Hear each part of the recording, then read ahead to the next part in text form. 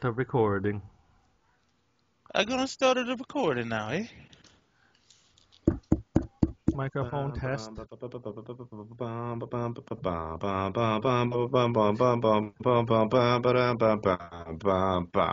right, recording.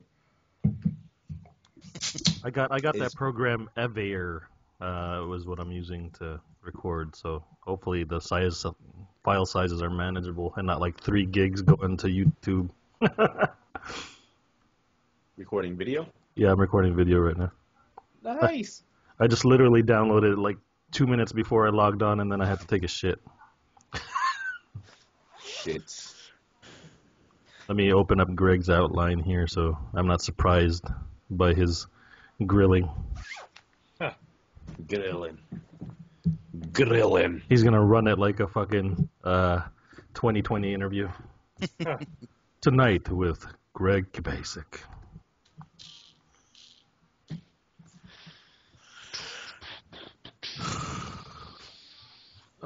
Where's your outline? Okay, there we go. Was that your Busta Rhymes video impression? What? Jobby was doing his Busta Rhymes video.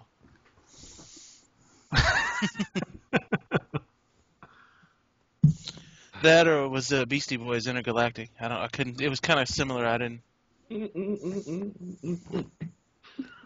Yeah. Nah. Don't you tell me to stop. Also known for the Flintstone flop. Timmy D, Big and Biz on the crowd.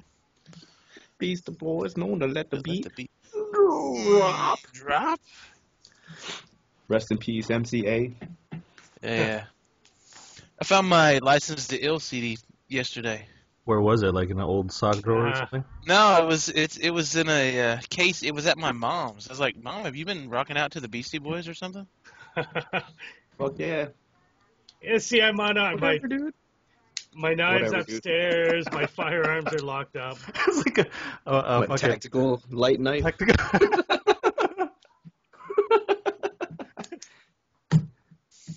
What's up, dude? Let me put on my night uniform.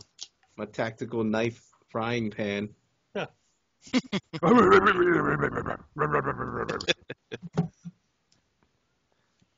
fucking ghetto Batman with just like the mask on and brass knuckles. Batman's falling on hard times. pads. I don't have the no killing rule. He's not dead. He's just sleeping. Yeah, I don't have any videos or anything like that. I looked You and, fucker. but I've got some topics. I got news. What to do. This is your. I got news topics. Oh, snap. Right? Don't show that to Yin. He'll get a hard on.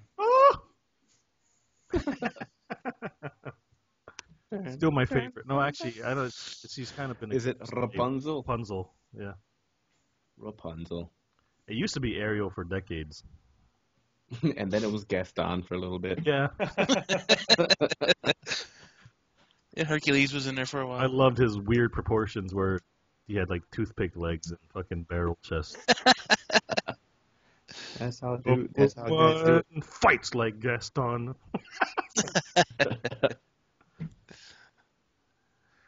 All right, you start when you're ready. Well, why would you? I like Pon's idea of somebody else doing the countdown. Oh, he's got the pop filter. Oh. Okay, how did you hook yours up? Like, what is your? Hold on, I'll be connector right look back. like? How did I hook mine up? Yeah, like to your Yeti. Like, do you have it hooked right to the Yeti, or? It's Mine got has a little clamp. Oh, yeah. got See red that? There's like a. It's got twist ties on it. Okay. Now, 'cause the do one- you have the actual blue one? I was thinking No. about getting the blue one, but the blue one is made for. So you have something like that. How do you have it hooked up? Yeah, like mine's. I got the Shure, but see, I've got it clamped to the desk, right? Aha. Because it's in hindsight, it's Snap. a big connector. Like it works well. Like it's kind of designed to hook onto a mic stand. So actually, what I'm Yeah. thinking about doing is getting just like a desk boom. I gotta So put then I my can pop hook the filter Yeti on. to I'll the be booth. right. Hold on. Yeah, let me put my filter on too. Can you hear my P's and S's? Is it better now? You got a paper towel and then just like drape it over your microphone. So this is essentially the same thing, right? Because if you got pantyhose in front of it, then you got pantyhose on your face. It should be the same thing. It should be the same. It should be the same. That's like a Mexican. Syphilis. 1, 2, 3. Syphilis. Syphilis in my face. Syphilis. Why don't you just put it on the microphone? You put it on the microphone. That's funny. Then you don't look like a fucking. It's funnier that way. You don't look like you came out of a fucking Stanley Kubrick Get movie. butt naked, Joe. Now, did your wife wash those before you put them on? My wife. This is mine. I put them on my pug. Yeah. Looks sexy in these things. 3,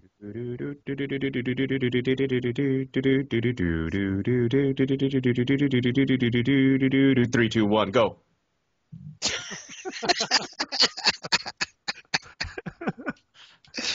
Was that the Magnum PI theme, by the way? Yes, it was.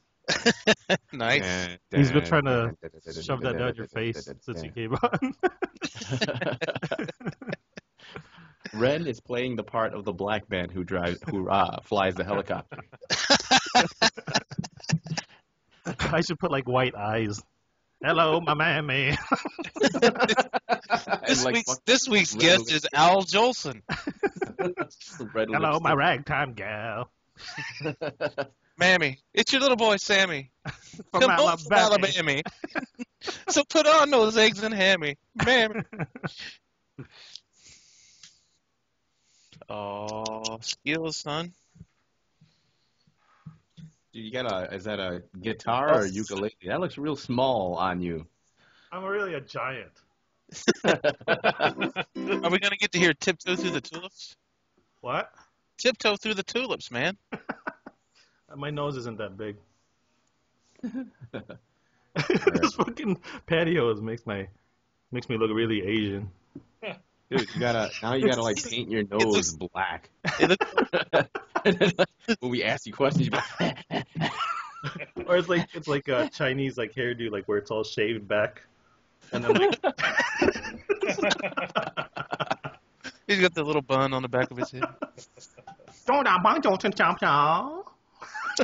she, are, he, she, her, she, for sure. He's an asshole. All right. What? Oh, somebody's cracking up.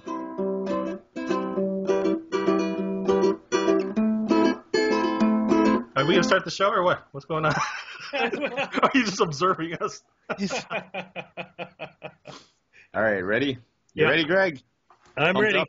You want to get up and shake the willies off? Ugh. Do a little No, flash dance? No, I'm alright. I didn't sleep last night. I've been up since like 4:30 this morning. So Enough why with is that? excuses why this might suck. So Yeah. I've been up since fucking 3:30 this morning too. I like how Ren has the tag right in his face. Yeah, just like right over his eye. That's how gangsters do it. They don't take the tags off, son. let me have only That's one the- eye go up. That's the 5950. That's the 5950 new era tag. 99-cent stove. 99 cents though. All right, ready? I'm ready. All right. Holy shit, is that a helicopter on your head? Yes, it is. All right. Actually, it's a I thought it quadricopter. was a fucking Nice. Princess Leia side buns when I saw it. All right, ready? 3, 2, 1. Hello and welcome to the Misfortune Cookie Podcast. As you can tell, we're trying something a little bit different this week. For whatever reason, the guys decided that it would be a good idea to let the Canadian run it. Hello. Oh, wait. So I guess I'm Greg.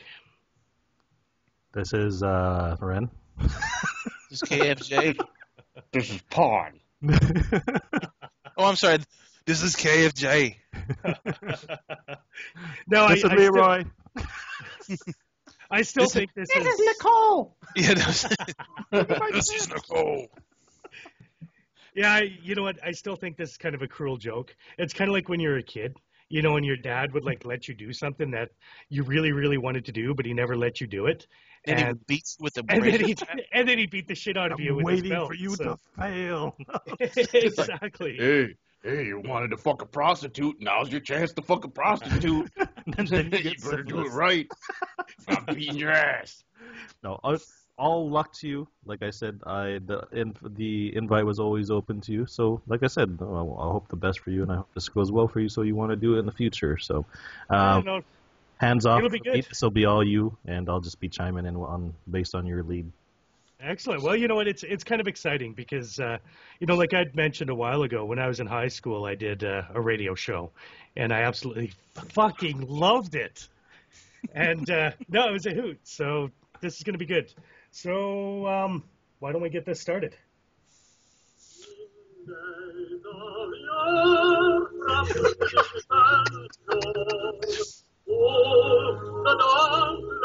Is it left hand or right hand?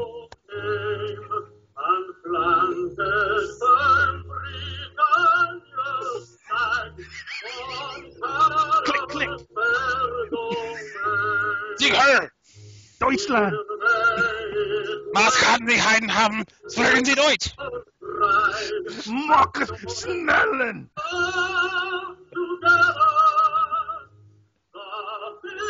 You gonna run the whole 10 minutes? 15-minute Nazi national anthem.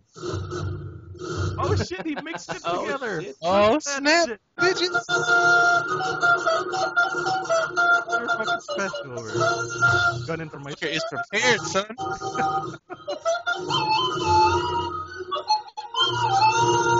High five. High five, son. High five. Don't leave me hanging.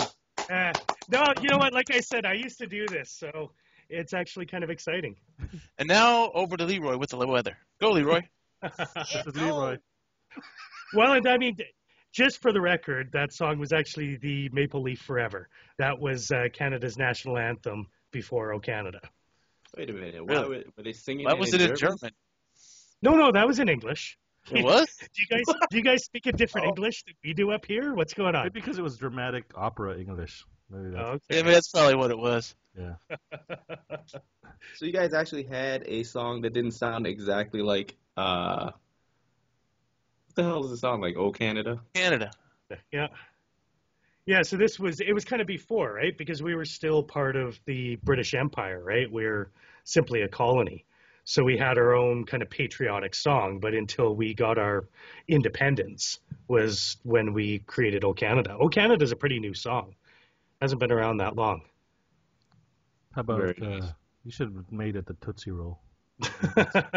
Awesome country. Sung in French, because I know how you guys love the French. Well, actually at all official events, the Canadian national anthem is sung in both languages. What So, the fuck? yeah. You need to You kick kinda- those Like, French people like, out. Every other line is in Like French we're gonna have to and start doing the American national Spanish. anthem in Spanish now. Spanish. Well, you kind of sing half. Jose, puedes ver. Oh, say, can you see? Mighty dawn's early light. Holmes, Palms. check it out. Essay. So, interesting week for me. As you guys Did you know, get raped by a ghost? well, you know what? It actually applies to me getting raped by a ghost. So, You found out you're possessed by a rapist. well, no, because, I mean, you guys convinced me to go to the doctor, right? I mean, I was happy with the whole game plan that I was pushed and raped by a shit demon. Oh no, are you gonna give us bad news? But no, I got good news. But I mean, Good. you guys convinced me to go to Like the I was doctor. about ready. I was ready to take my headset off and just like fuck it. I'm done. I don't I even got good know you have news. canker. Yeah. it's like, I got good news. It wasn't a ghost, but I have a brain tumor. And in 5 months, I won't know any of you. In 5 months, you'll be What back is to the good news? lobotomized. Best news Not ever. a ghost. Not a ghost. But in 6 months, half of my brain is going to be donated science. So But what no, I happened? What's the good news? went, What's the good news? Well, it's not really good news. It's just kind of the last of the tests, right? So I had Mhm. my Oh, was it the EEG MRI? Well, the EEG where they wired me up, I had the MRI about 3 weeks ago, and then just this week I did a Holter monitor. I don't know if you guys have ever done that. Is that like But the it's- Scientologist Is that- e-meter? The ultra monitor? Is that like the Well- bad guy for the new Transformers movie? Well, it's like an EKG, right? So, I mean, they wire these electrodes up to your chest, right? I don't know if you guys have ever done that before. I've had it done, but this was the first time where you do a Holter monitor, and it's a 24-hour test. So you go into the hospital, they shave you, which was fucking painful. Like, had I known, I would have just shaved my chest at home. So But- wait, did they just dry shave you? Did they just use rip your something- hairs out? Belt sander or something? What the fuck? Well, that's the next step, dude. I mean, they take like the 5-cent disposable razor, shave my chest dry, and then they take like fucking 100 grit sandpaper, and then they sand your chest where they got to put the And terminal. who did you fucking punch in the throat to cause that to happen? Well, there was a small little Yes. Filipino nurse too. I mean, he was about 5 Get out foot of here, nothing. Oh shit, Filipino it was a nurse? guy. I know. I was shocked. Filipino guy knows? And it was a guy nurse, yeah. So you couldn't even get off on it, or did you? Mr. Greg Kovacic? For a 5 o'clock nipple rubbing? Well, they sand the Let me shit look out at of your chest, nipples. and you're bleeding, right? And so now that you're bleeding, now they get like the hydrogen peroxide and wipe you up. So now you're squirming even more. And then get the boric acid out and dump it on your open wounds. Well, and then they've got these big fucking like stickers with like a button in it. They're about the size of a hockey puck. And they put 5 of them on you, like 2 up on your shoulders, 1 center of your chest, and then 1 kind of each on the bottom of your rib cage. And one And- directly on your taint.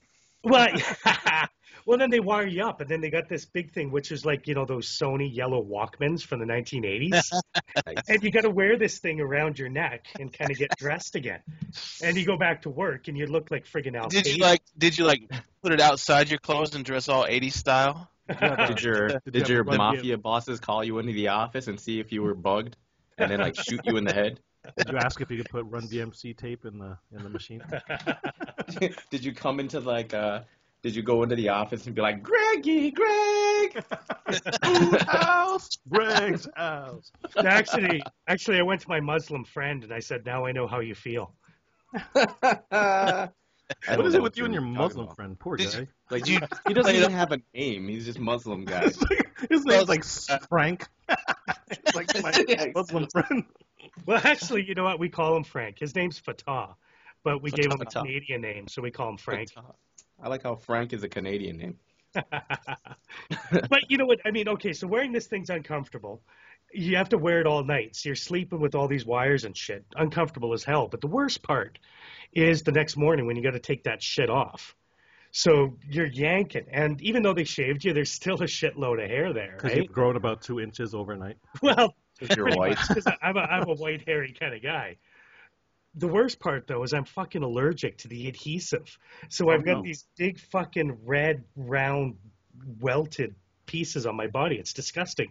It looks like I have herpes or something. No, that wasn't that. I snuck into your room late at night and I was sucking on your chest.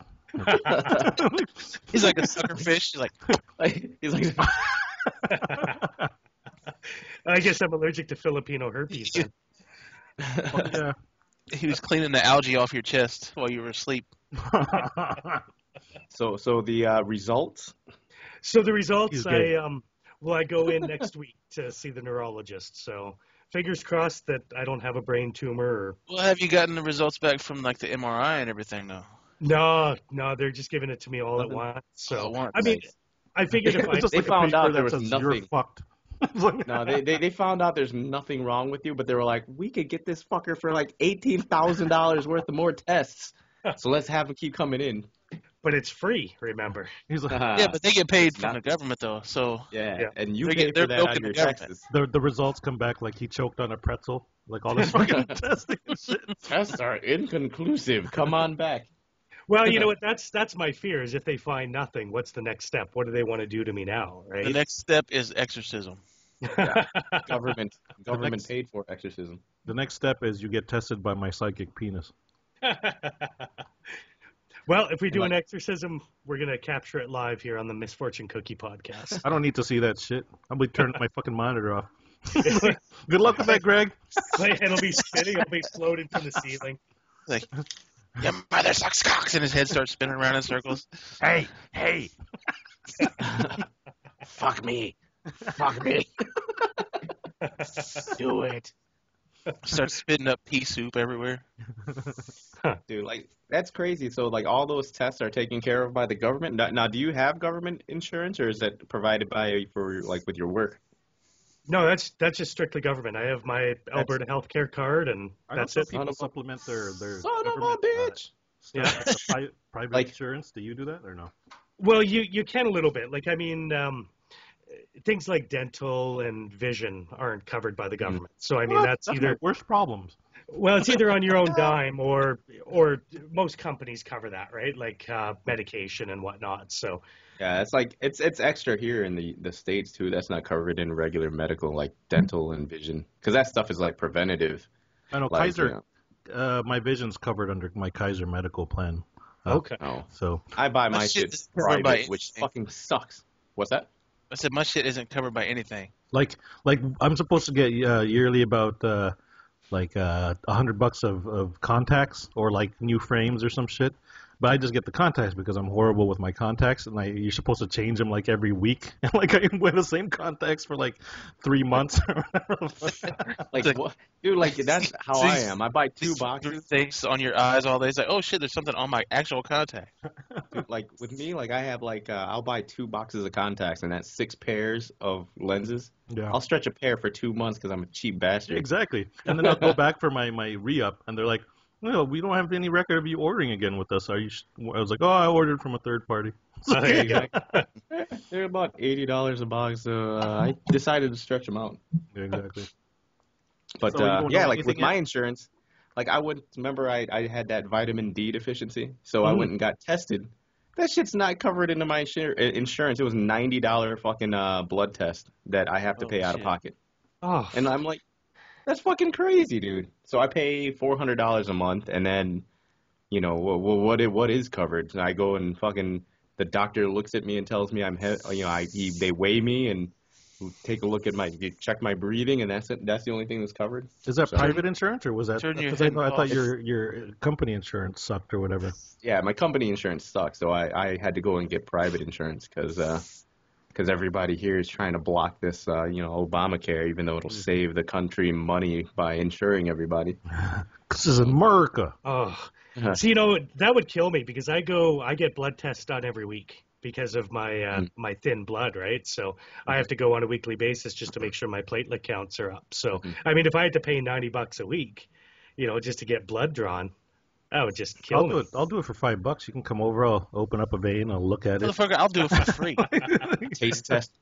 Oh, well, I tell you, you can't be worse than this one Polish lady. And I mean, she's probably like 70 years old and she's built like a fucking brick shithouse.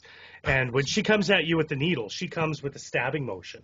Most guys they're pretty decent. They go in. Yeah. I shit you not. This woman takes the needle like a knife to stab you, grabs your arm and just kind of jabs you. Nice. And I'm bruised black and blue for Well, she days is afterwards. Polish. Those things backwards, if you know what I'm saying. How many Polacks does it take to draw blood? Our first video up on YouTube is gonna get sued by like the fucking every racial group. Yeah, this video has been removed for racism. It's okay, they're just a Polish. So what about you guys? Anything fun, interesting, frightening, life-changing? Nothing exploded this week. My pipes are still working. The fucking tie rods on my car are still functioning. And I didn't die, so I guess it's all right. I've had a leaky shower faucet for about 2 months now that has gotten steadily worse and worse. Like 2 months ago, my landlord's, it leaks a little. It always does that, so don't worry about it. And then and eventually it's like almost like where I can fill up a cup like every few minutes or whatever the fuck. Oh, shit. So I tried to fix it, and I took it out, and like I did the easy fix of like tightening the bolts behind the nozzle or whatever. It didn't work. So the landlord eventually had to come over and have a plumber do it, and like the plumber was like, oh yeah, you should have come back. You should have called me earlier because this is a pretty bad problem or some shit. So the landlord felt bad and told us to credit $100 off our rent Nice. next month. Yeah. Well, I don't know if that's gonna compensate for how much water I've fucking lost. Yeah, Oh, true. so are you paying for your own water bill? Yeah, I pay up for all the utilities. So Okay. yeah. So I'm kind of dreading to see what the water bill's like because it literally has been running a lot. Yeah. I could probably fill the pool by everything that's been dripping out of that faucet for the past 2 months. Well, what do you guys usually pay? Like, what's your monthly bill? Kind of electricity, gas, water? Well, it depends because I'm a pussy with heat. So when it starts warming up, I'm running the air conditioner like all fucking day. It's 52 degrees outside. Turn the air on. Yeah. Well, it's a couple $100 at its worst a month for me, and on the off season it's about 100. And then my electricity's run steady at about 150, 200, and stuff like that. And I wish. Yeah. We're on the fucking budget billing, so it's like 140 every month. Well, I tried that, but then they gave me a budget bill monthly total that was more expensive than what I was already paying. I was like, how's it fucking work? Like with Well, us, the thing like about our budget billing is, like, we were on it we'll stay on it all winter long. Yeah. And we'll pay the flat amount. And then, like, during the summer, we'll jump off of it because we'll have a big-ass credit built up. Oh, yeah. And then the credit will take care of everything, for the whole summer. And then fucking we'll jump back on budget billing again when winter gets here. So we're like, hell yeah, bitches. Nice. So what's your heat? Is it electric or is it gas or what? Ours is gas.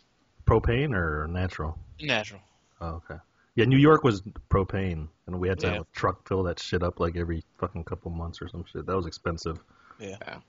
Here, I got fucking gas downstairs. I got electric upstairs. I have a whole house, and it's an old house. And, Doesn't hold any insulation. heat.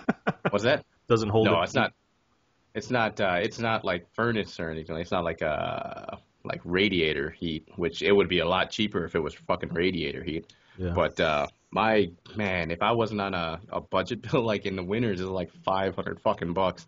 And then in the summer, it's like $200, which is ridiculous. But it's gas and electricity put together. Yeah. Because in Wisconsin, you have one choice for freaking electric company. Yeah. It's like all in together, so they can fucking charge whatever the hell they want. It's always going up. And then water is about, I don't know, about $100 every 2 months. Yeah. So water's not too bad. Yeah, like with the propane, they don't tell you is like they deliver you an empty tank in New York, and so you have to fill it up first, and that shit's based on the current price of petroleum.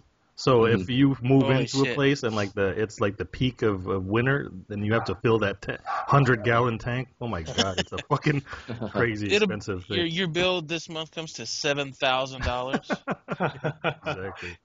So Yeah, and The see, good thing about mine's natural gas is like it's cheap. Natural gas is, Yep.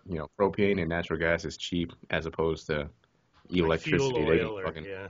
yeah, I don't know because at its worst it was like almost when it was really peaking in the oil or whatever. I was paying about $5 per gallon or some sort of whatever for the Holy propane. So propane. Yeah, it was crazy. Propane and propane accessories. I'll tell you what. I'll tell you what. Gotta convert to wood pellets. Like I had a guy that fucking like he dropped off like 32 pallets that were each 2,000 pounds worth of wood pellets. He like found a website that were selling wood pellets for dirt cheap, and then like he just brought it up, and now he's got a basement filled with 32 pallets of wood pellets to like basically last him the rest of his life Holy to heat fuck. his house. Except if he ever has a fire, that shit is fucking just going up. and You'll be able going to nonstop. see that shit from the moon. Yeah, It's, it's just gonna be it's all the ridiculous. same because like our last place in New York had a coal furnace for the main Oh, heat shit. for the bottom floor where they use the rice coal pieces or whatever. And you could save money by buying tonnage like in the summer when it's cheap. But I never had enough money to pay like fucking $500 up front for them to Did it- deliver a couple Did it have tons. the trap door on the side of the house where they could just like dump it down Yeah. and shoot and everything? Yeah, they had a shed in the back where they could have just Yeah. emptied it out or whatever. But so I And couldn't were you afford down it in the so, basement in like fucking overalls covered in fucking coal dirt, shoveling shit With into a- the furnace? with a Singing fucking spirituals and shit. Yeah. Singing spirituals.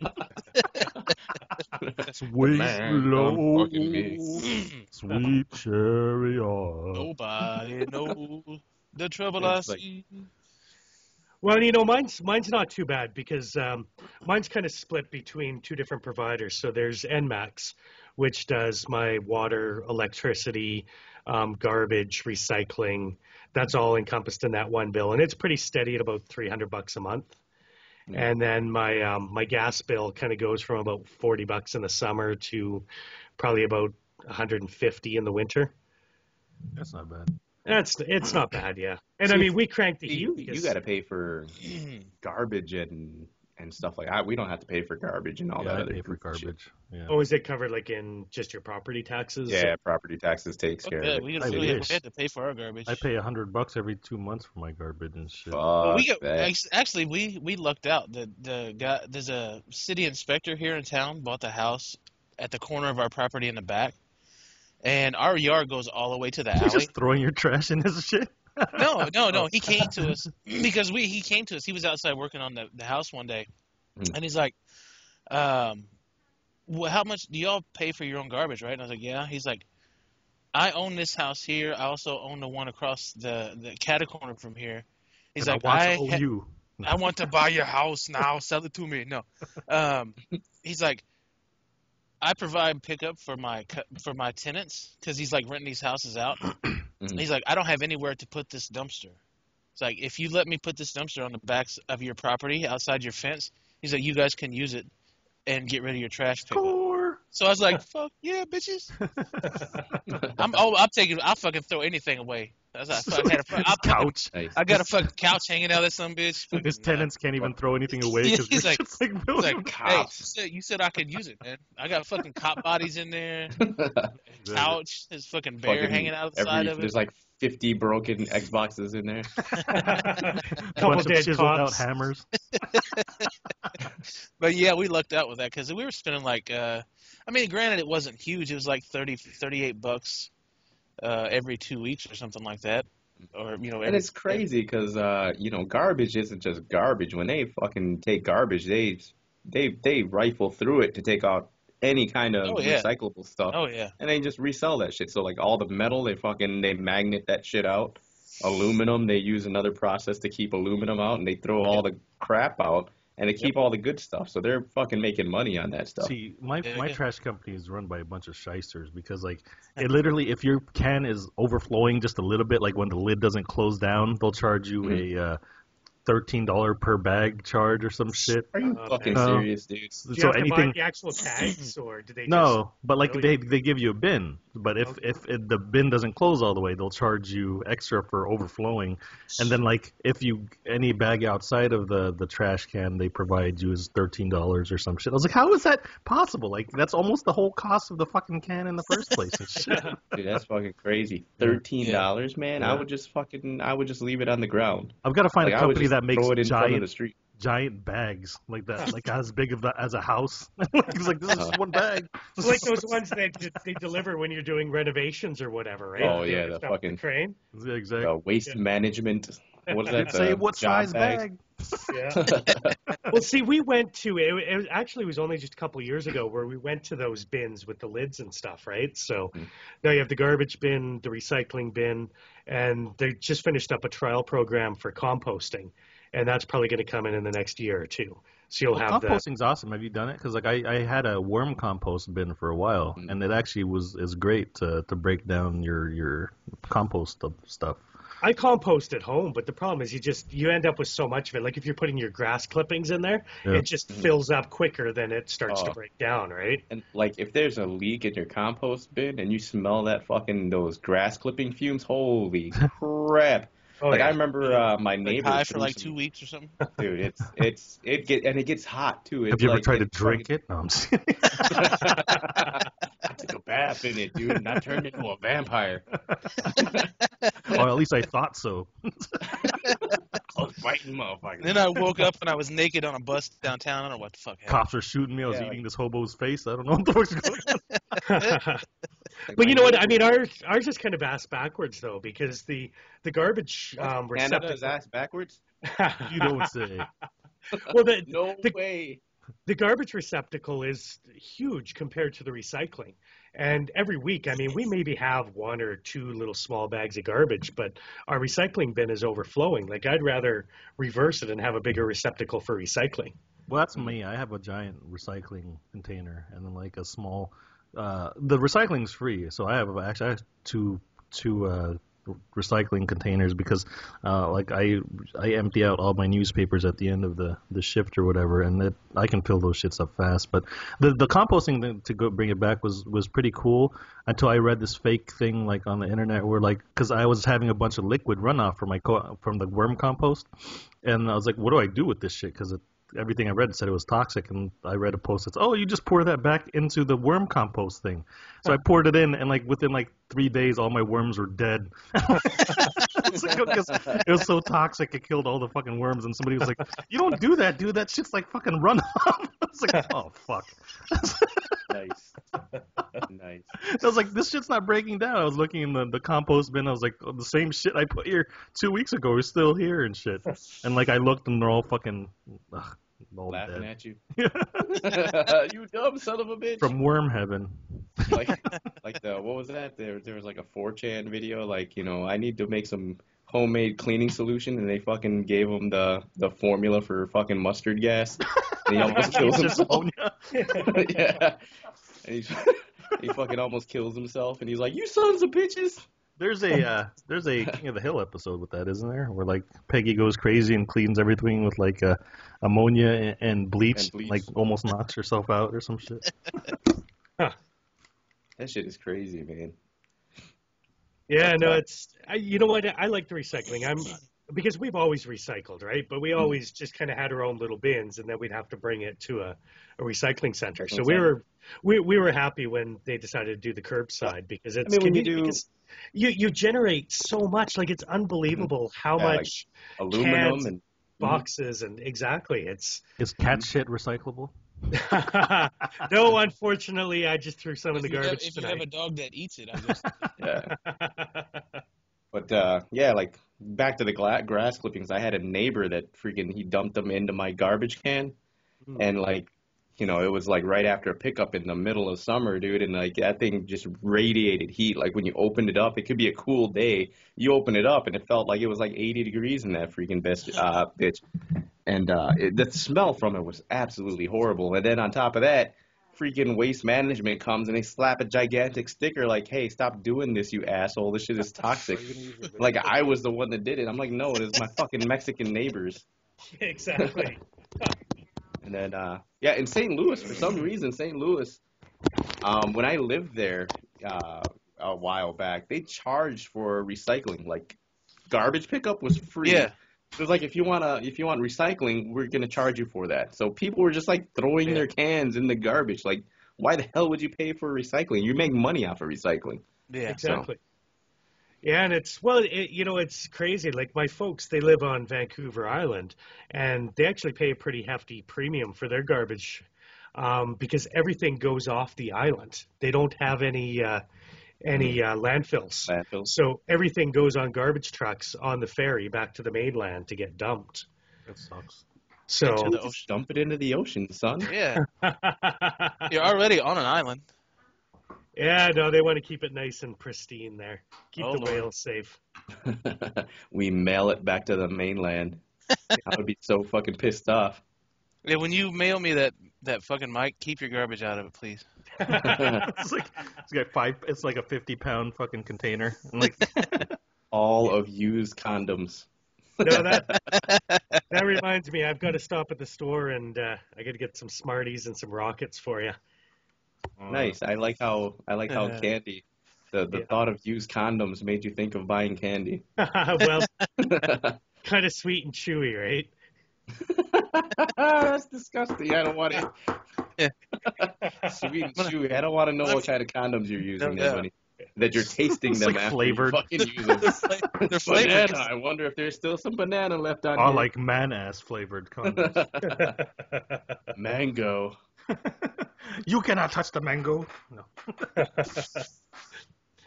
Well, speaking about being paranoid about getting condoms. Well, that's a nice segue. That was smooth, son. Who's paranoid getting condoms, man? I fucking go up there like a goddamn Mac Daddy. No, Ain't nobody got time for that. KFJ is afraid of. Hold on, I get my weed paraphernalia. I'll be right back. All right, pause it. And timeout. All right, while he's going to get his weed paraphernalia, I'm going to go take a leak and maybe get another beer. I'm going to sit right here in this chair and finish my cigarette. All right, well, I'll be right back too then. All right, well, fuck all of you. How about that? Tell me if you see any ghosts. Oh, I've got that upstairs. We were watching it today. Fuckers. I don't have the Blu-rays yet.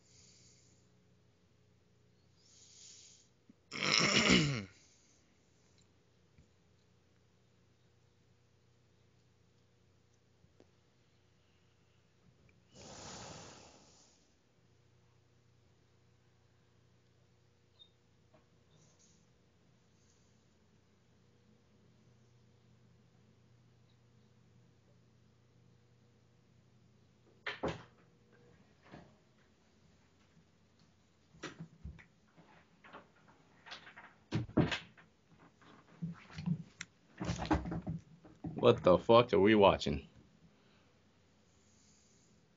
Some dude, a black dude rubbing his cock and a German Shepherd kissing his face. What the fuck? Is that a DMX video? What the fuck am I watching?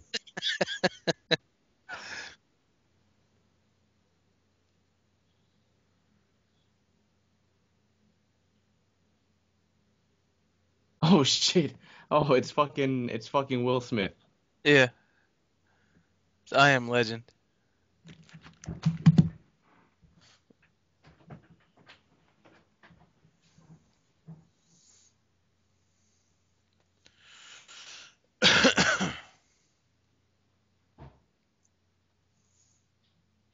I've been talking to you guys forever, and like I just noticed my mic was muted. I was like, you guys didn't have to pause the podcast for me. I was just going out real quick. Well, you did that, and then Jobby decided he had to go get a beer, and Greg went to go touch himself or something like that. Like, I was watching the video. I didn't know what the hell it was. It was all fuzzy. Squishy. I was watching the video, and I just saw, like, a black dude, and, like, a dog was licking his face, and he was grabbing his crotch. I was like, what the fuck is this? I couldn't tell. It was kind of blurry. I was like, is that a DMX video where fucking DMX is about to fuck a dog? Getting desperate for money, dog. Ooh. Gonna start doing porn, you know what I'm saying? Zoosex.com. Stop. Drop your pants. God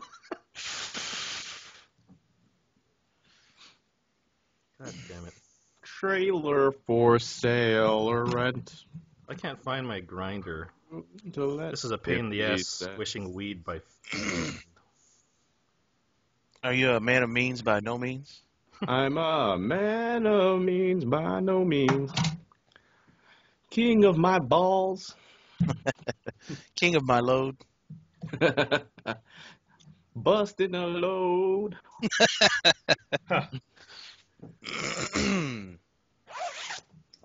Uh-oh. No. I got turned on there for a second. Shit's getting serious. He was just taking I was looking for a dick. he was just taking his jacket off. I got all excited there for a second. I was like, whoa. All right, do you want to continue? Yeah, you didn't have to stop in the first place. Okay, well, give me a countdown. 3, 2, 3. 1. Go. No, so I've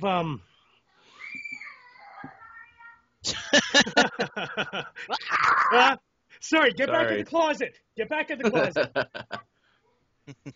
No, so I've on the topic of paranoia, this whole situation in Boston. I'm about to be more paranoid in 5 minutes. Wait a minute. We were just talking about compost. I don't know if we were on the subject of paranoia. Speaking of compost, which leads to paranoia. Well, I was... While we're on the subject of paranoia. Okay, well, I was He trying said to... Okay. he said paraphernalia, not paranoia.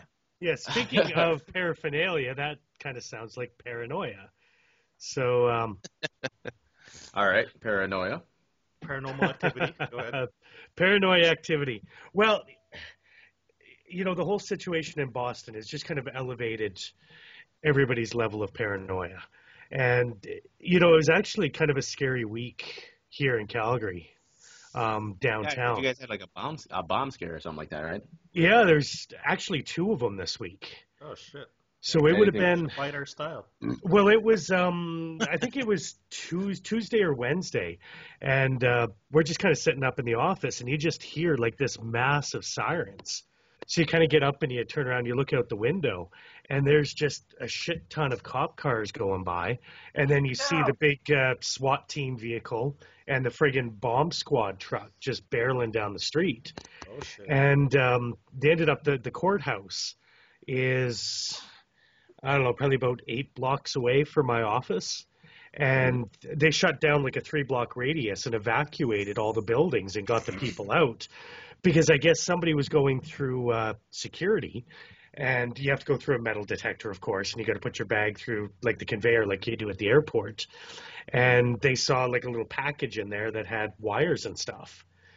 So evacuated everything, brought in the robot, pulled it out. And... in the end, it turned out to be nothing, right? It was, they weren't exactly clear on what it was, but they said it was just some kind of box that had wires and like a timer or something. I don't know if the guy was just fucking around, but I guess they let him go, right? They didn't have enough to hold him. Yeah. But there was no explosives or anything, and the guy was adamant that he didn't put it in his box. And Really? Yeah, so... What kind of shit are you running up there? Well, it's just kind of freaky because then it's all over the news and everything, and everybody in the office is paranoid. Like, okay, what do we do? Do we get out of town? Do we stick around? Do you just wait? And then it happened like 2 days later at City Hall. I guess some guy came up to City Hall and like dropped a bag on the steps and left. So once again, they cordoned off a whole area and brought in the bomb squad and everything. And it turned out that it was just a bag of clothes. It was like some hobo dropped off his fucking stinky clothes at City Hall. So, but even a couple weeks ago, I don't think this would have reached the same level that it did. But I mean, the whole city ends up kind of being on lockdown because of it. Like the weird part is they just let these guys go. Like what? Like, they didn't charge him for anything, like, freaking... Like, what did the guy have in his backpack? Did they say he just had a freaking clock that was just, like, taken apart? And he had a Game Boy? Like, he was making Game Boy games or something? Yeah, they just said that they were pretty vague, just said it was some electronic device with wires, but there was no explosives. And the guy was adamant that he didn't put it in his bag, so they let him go. And they didn't look any deeper. They were just like, well, we're not going to find out who put this in your bag. That we're just going to let you go and you don't. I guess so. Sorry, Sorry. Go Leafs. The fuck.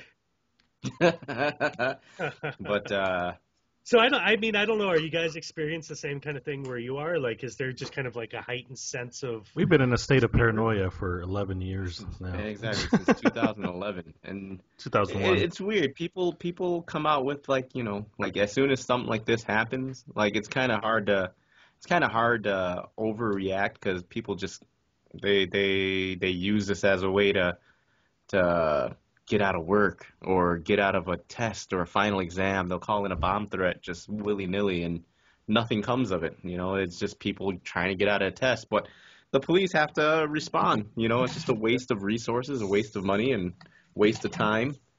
And, waste of Chewbacca dogs. Well, and hasn't there been, I mean, my details may be a little bit sketchy, but guys calling in prank calls against celebrities saying that there's something going on at their swatting. house. And, yeah.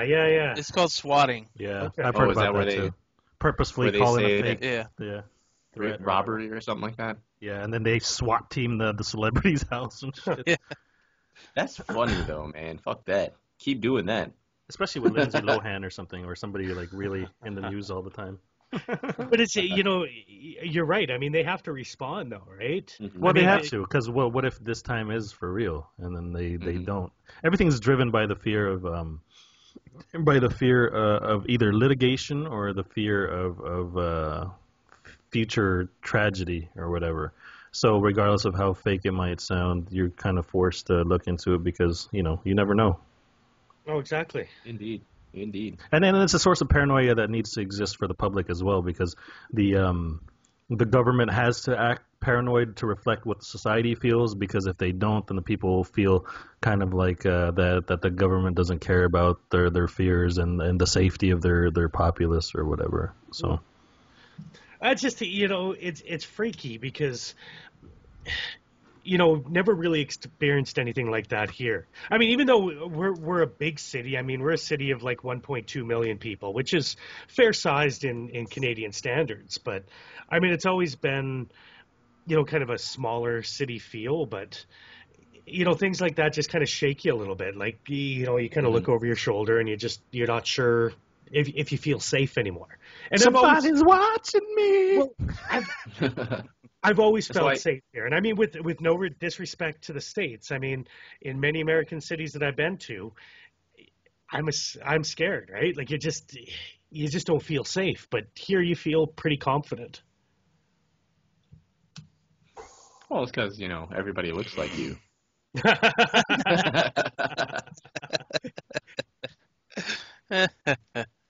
But it's the States, it can get really dicey in some areas, and some areas that look really dicey aren't really dicey. I mean, it's all in familiarity, right? Mm-hmm. So, if you're familiar with it, you feel safe. If you're not, then you flip the hell out. It's just like a 4-year-old going to go see a scary movie, or going to see a Jurassic Park. They flip out because they're not sure of it, but then they see the movie and they're like, I know where the scary parts are, and now they never want to fucking stop watching the movie. So, it's all about familiarity. Well, that's right. I mean, it's kind of funny because, I mean, when you came to Calgary here, like I remember telling you, it's like, oh my God, you're staying in the bad part of town. And, you didn't think it was that bad at all. No, it wasn't bad at all. It was just, like, I didn't see a single person out at all. It was just like people walking to work or, walking to it was just like there was a lot of people on the bus stop. So you guys must have thought that was like a drug house or something. It was like your equivalent to like a gang. It was a gang hideout, was a bus stop with like 5 people on it. Yeah. There's 5 people on a bus stop? There must be gang activity going on. Well, if they're all Asian, then yeah, there probably is. Yeah, no, it's just it's different, and I mean, I guess the world's changing, and you just have to adapt to it. You feel safe and secure, and you got to realize that shit can happen. So be prepared. I will say it's really crazy how polite it is in Canada. Like in the U.S., like we're not required to stop at an intersection to let people pass. So in Canada, like in the U.S., you have to have a sign that says like, "Hey, there's a pedestrian crossing," and that's optional. If you don't want to fucking stop, you don't have to. But some of them say like you're required to stop if there's a pedestrian waiting. In Canada, there's just like every intersection, unless it's a green light, green light intersection. Every intersection, regardless of if there's a stop sign or not, you have to stop and let pedestrians go. So we rented a car. We didn't fucking know. We're driving, and this guy's like starting to walk across the street, and I'm like, "What the fuck is wrong with this fucking idiot?" You're what's wrong. Across the street, and I had to swerve to miss him. He's like, "Fucking asshole!" We're like, "Dude, I don't fucking know." He's like, "Fucking asshole, eh? I'm walking here." Fucking asshole, I'm walking here. Sorry for yelling at you, but then sorry for almost inconveniencing your day by hitting me. Yeah, exactly. That's what he said. Must be Americans. Yeah, we had like a Canadian dude in the car, and he like looked at me like, "What the fuck is wrong with you?" I'm like, "What the fuck is wrong with me? What the fuck is wrong with that asshole thinking he could take out a car walking across the street? You can't battle me. I'm in a car." But Yeah, then he informed me. There's like, yeah, at intersections you just stop and let people go. On the other side of that coin, have you ever been to New York City? No, I haven't been to New York. My wife's going there in, what is it, about 2 months? Let me tell you, it's one of the most stressful cities to drive a car in because nobody listens to things like signs or lights or anything. Like, you think it's your turn to go because your light screen. Oh no, you have a whole city block worth of people fucking swarm the street like it's not your turn. Yeah, trying to make it through the red light, even though they're like 500 feet away from the red light. And it's not just one person either, because that one person crossed, the whole mob of people like start. Oh, it's cool. Yeah, exactly. And then like that one guy that stops because it's a red light. Everybody behind him's like, "Fucking asshole!" Hurt. Yeah, everybody uses their horn like it's a fucking communication tool. It's like. Exactly. Well, are you guys are you allowed to turn right on a red light, or do you have to wait for the green? You are? Okay. Well, it depends too. Like New York City. Yeah, it depends. New York City on the can't. area. New York City can't. Yeah, New York City you can't. I know Chicago you can't because there's just so many freaking pedestrians on the street. Okay. Like Milwaukee you can. Yeah, I know, like, most of Canada, I think it's only Quebec that you're not allowed to, but they're kind of fucked up and backwards anyways. But nobody likes Quebec, so let those. But pretty much everywhere else in Canada. You cannot turn here on the red light. Oh, fuck you, pedestrian. This is my street. Yeah, but you know what? But that's one of my pet peeves, though, because, you know, the intersection that I cross to get to my building every morning, it just seems like every douchebag in the city decides to turn there. So even though you do have the right of way to walk, people are fucking cutting you off. So a couple guys that I work with have taken to carrying batteries in their pockets. So when guys cut them off, they just huck the batteries at the cars. And here we thought Canada was nice. Exactly. They're wrapped in cotton. It's like the batteries are wrapped in like 5 socks, so they just bounce off harmlessly. And it says I'm sorry in Sharpie. That's I remember when I used to ride motorcycles in LA, where nobody knows how to drive and nobody knows how to watch out for motorcycles. And I used to hate because we could ride the carpool lane, you know, especially the right in the middle, in between lanes and stuff. And people wouldn't look; they'll just slide into you or whatever the fuck. And plenty of people all the time used to almost hit me crossing right in front of me, so I would speed up, hawk the snottiest loogie I could hawk, and then just fucking spit it on their windshield. And when they try to run their wipers, that shit just smears all over their fucking windshield and shit. Nice. And then they spend the rest of the time trying to catch up with me. It was like, dude, I'm a motorcycle. You can't fucking catch up to me. Well, you know what? That's when you just stop, because it takes some time to fucking get out of the car, and then you just hawk another loogie, and then just take the fuck off when they get out of their car. Exactly. Well, one of the other things, I'll let you hit me to sue your car insurance company, so I can be. Yeah, and that's the thing. Like, if somebody's like turning, like I'll fucking just, I'll put my hand out and tell them to, fucking stop. And in the summer, dude, I will fucking yell at a car nonstop, dude. Like, we live in a residential area. It's 20 miles an hour when you drive down the street, and you got these assholes that are in, Honda Civics thinking they're in freaking, and they'll blast down the street going like 50 miles an hour. I'm like, dude, there's fucking kids running around playing in the street, dude. Like, that's fucking retarded, dude. And like, dude, I will fucking yell at the fucking car, and I'll chase them down the street because there's a stop sign at the end of the street, and I'll get at some people, dude. Like, you're fucking retard. And he'll throw a fucking brick through their windshield. It's like, exactly, dude. Like there's no, like, what are you doing? Like, you think people see you driving 50 miles down a 25-mile-an-hour street? Like, oh my God, you're so sexy. Let me fucking suck your dick. Well, you're also talking from the viewpoint of a 30-something-year-old man with kids and stuff. With kids, yeah. You're like a teenage. I did a lot of stupid shit as a teenager just because I thought it was and cool. Yeah, people that'll park and like, They'll have their fucking subwoofers blasting at 1 o'clock in the morning, like. And it's not like good subwoofers either. Like, they'll run it even if it's like fucking vibrating. You can hear the paper. Yeah, exactly. They're fucking house speakers. They got house speakers in the back. Yeah. But that's scary. I mean, guys zooming through residential, because our daughter scared the shit out of us today because I was at home just doing some work around the house, and Glenda took the kids over to the park.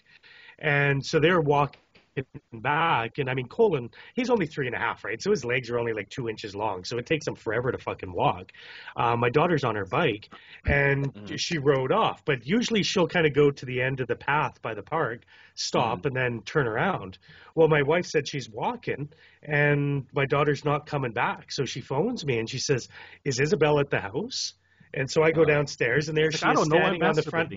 Well, she's standing on the front fucking step, and she has to cross like from where the park is to where our street is. There's a pretty busy, main road through. And I'm like, "Isabel, what the fuck did you do?" She's like, "Well, I looked both ways, Daddy." It's like, you're not even 6 years old yet. Why are you not in the closet? She's like talking. She's like bent over a car window, like talking to some 16-year-old. But Daddy, I made sure he was cool. But it's like his Facebook said he's 4. But it's just scary because you can't do that. But then again, I mean, think back to when we were kids, right? I mean, by the time I was 7 or 8, I mean, I was walking to school, riding my bike to school by myself. Like my wife was horrified because the other day she's like, "I wish I could leave our kids alone and stuff so I could just take a trip to the store just by myself." One time I was like, my mom used to leave me alone like at 5 and shit. Like she would just go to the store and like Greg was saying, we used, about walking to school and whatnot. I used to ride my bike to school and back and everything. Yeah. We live about 3 blocks from where the monkey goes to school. Yeah. And I would fucking punch myself in the throat before I'd let him to walk to school. Yeah, exactly. Yeah, exactly. It's like, fuck that. You're not walking to school. What the fuck? But people always say, too, like, it's because we think the world's different, but it's not. But I stand to say that the world is a lot different than when I was a kid. It is different. Yeah, and it's a lot more dangerous. I don't what anybody says. Exactly. It is fucking different. Times were a lot more innocent. Like, literally, like everybody said, like, the cliche is, like, my time to go home would be when it was dark. And sun goes down, street lights come on. It was time to fucking be in the house. Yeah, and you just did it because that was just it. And your parents didn't have to worry about some molester coming fingering your butthole and shit and fucking and killing you. No, that. Exactly, dude. Yeah. So. And the thing about it is, like, back in the day, we were outside. We fucking understood what the hell to look out for. If there's a fucking crazy fucking bitch coming down the street, you fucking stay the fuck away from them. Plus, every kid back in the day, there was like, you had a group of 20 friends. Yeah, now, everybody's inside playing Xbox. Everybody's inside playing PlayStation. Nobody has friends. And the ones that are outside are alone. Yeah, exactly. They're outside by themselves. Or they go outside, they don't know how to interact with people. And like the only kids that are outside are the fucking badass ones that they'll fucking molest anyway. Exactly. Well, they're not the bad ones, but they're the ones that fucking will light a firecracker in their dog's mouth, and you're like, I don't want you to fucking play with those fuckers. Yeah, they're exactly. Fucking retarded. Future Columbine. Yeah. Exactly. But then there's different breeds of parents too, because I mean we go to the park with the kids a lot, but when we go to the park with the kids, we're playing with them, right? I mean, Glenda and I are hanging off the monkey bars. You're coming up on one of my pet peeves. So. And we're going down the slides, and then I think I know you're feeling the same way I am. And there's the... Yeah, I know, right? Why can't you just fucking leave your kids and go to the store? No, I mean, where I'm and heading... the kids that fucking just fucking run wild, dude, and they have, like, no sense whatsoever. Yeah. Well, yeah, exactly. The parent may be there, but it's a Gen Y thing. Right? I mean, we're all kind of like tail end Gen Xers. They're on their fucking phones and while their kids are beating up our kids. Exactly. Like, it's crazy. Like, we went to the aquarium in Chicago 2 weeks ago, and my daughter is they have a play area, and she goes up and she's touching water stuff, and she we're about to leave, and I'm like, hey, why don't you go wash your hands? She goes and washes her hands, and this fucking little kid just comes up, hey, my turn, and he shoulder bumps my kid out of the way and like washes his hand. I'm like, what the hell? Yeah. And my daughter's like, dude, that's not cool. She tells me, hey man, that's not nice. So I'm like, don't worry about it, Aisling. Go dry your hands. She goes to dry her hands, and he's like, huh, and he shoulder bumps the kid out of the way and like starts drying his hands, and then his mom is standing there on the phone, dude, and I give her this freaking evil fucking look, like, if you don't get your fucking kid, I'm gonna shoulder rush his kid into a fucking, like, starfish tank, and he's gonna fucking, he's gonna go home fucking salty as heck, dude. And then, like, we go, and we're gonna go, Aisling's, my daughter's gonna go and touch the starfish. He's climbing on rocks, dude, and, like, the freaking, the guy's like, you can't climb on those rocks. You got to come down. And like the mom is nowhere to be found. Dude. I'm like, dude, I hope let me just falls entertain into a freaking otter tank. The picture I have in my head real quick. What race was this kid? I'm sorry to say, but he was Filipino. Was he? Yeah, he was totally Filipino, dude. Like there was like seriously like 20 Filipino kids there, dude, and they all had the effed up Filipino accent. Well, that's not typical of Filipinos, but I was going for I'm not, now that we're on YouTube. What I experience all the time, and it's not indicative of a racial thing because I've seen some pretty shitty white parents or black parents or whatever the fuck, but whenever I've noticed it glaringly bad where there's kids without discipline or structure or parents that give a shit what they're doing have been Mexican kids. And like they'll just bum rush, like there's a neat little line of kids waiting to see like a fucking aquarium window or some shit, and like the Mexican kid will just fucking, hey, what's going on in here? Yeah, exactly. And it's not just one; it's always like five. Yeah. Like all five of them will come in, and the grandma and the second aunt twice. Yeah, exactly. And like the worst part about it is like it's a line of like 4-year-old kids, and it's like all like 4-year-old kid fucking preschool bullshit.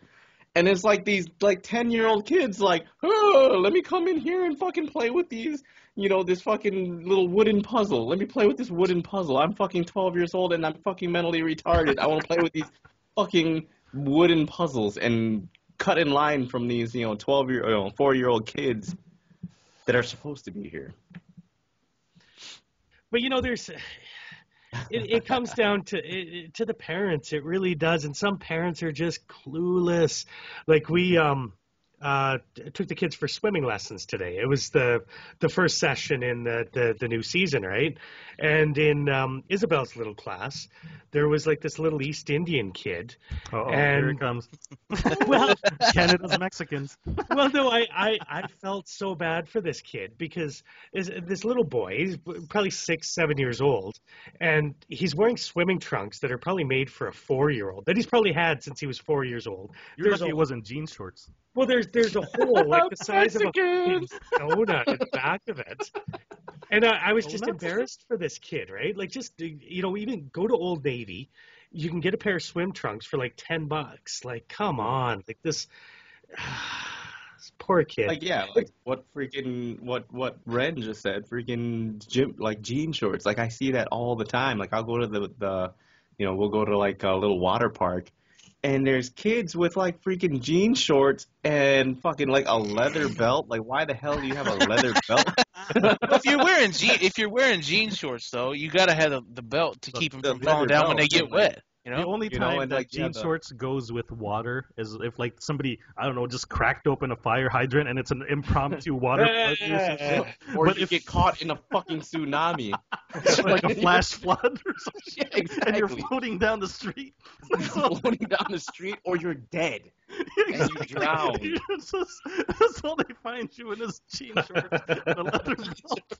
And one leather drown because you couldn't swim because your fucking jean shorts pulled you under. They're 80 pounds when they're wet. I just used to laugh because when I used to go to beaches in LA or whatever, you'd see these big fat Mexican guys all hairy and they've got like jean shorts on.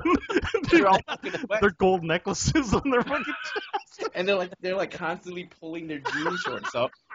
Sometimes they even still have their socks on because it helps, your temperature in the water when you have socks. I don't know if you know, because when you put fucking jeans in water, they stretch the fuck out. I hope you're a strong swimmer. And you don't find yourself in a riptide. Orale! Help me, Holmes. A stupid wave. I can't swim, yo. Hey, throw me a soccer ball. I can't keep my head out of the water. Throw me a soccer ball. Stop playing volleyball with it. Oh, that's a basketball. Football. Oh, fuck. Yes, the Mexican wearing jean shorts in the pool and playing volleyball with a soccer ball. Well, yeah. Oh my goodness! Bringing you ever see a Mexican family bring a full blown propane like a home propane gas grill to the fucking beach? Oh my God. Do I? Like a fucking four burner propane gas grill to the fucking beach. Greg doesn't know this stuff. Well, no, you know what? He doesn't have Mexicans or beaches. Well, I've actually got a similar story, and it involves Filipinos. My in-laws. We went to having a barbecue up at a park here in the city, and yeah, so her brother brings like a friggin' like briquette barbecue in the back of the vehicle, but they didn't bring fucking briquettes. They brought a fucking Duralog.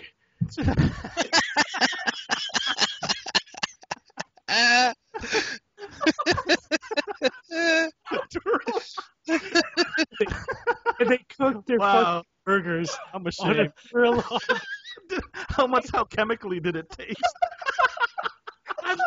Why does this burger taste like Raid? This beef tastes horrible. Beef. Who made this beef? Oh shit! My heart. Oh, I'm coming. Which one, you honey? Oh shit! It's fucking terrible. Just fucking beef. This thing tastes like Lego bricks.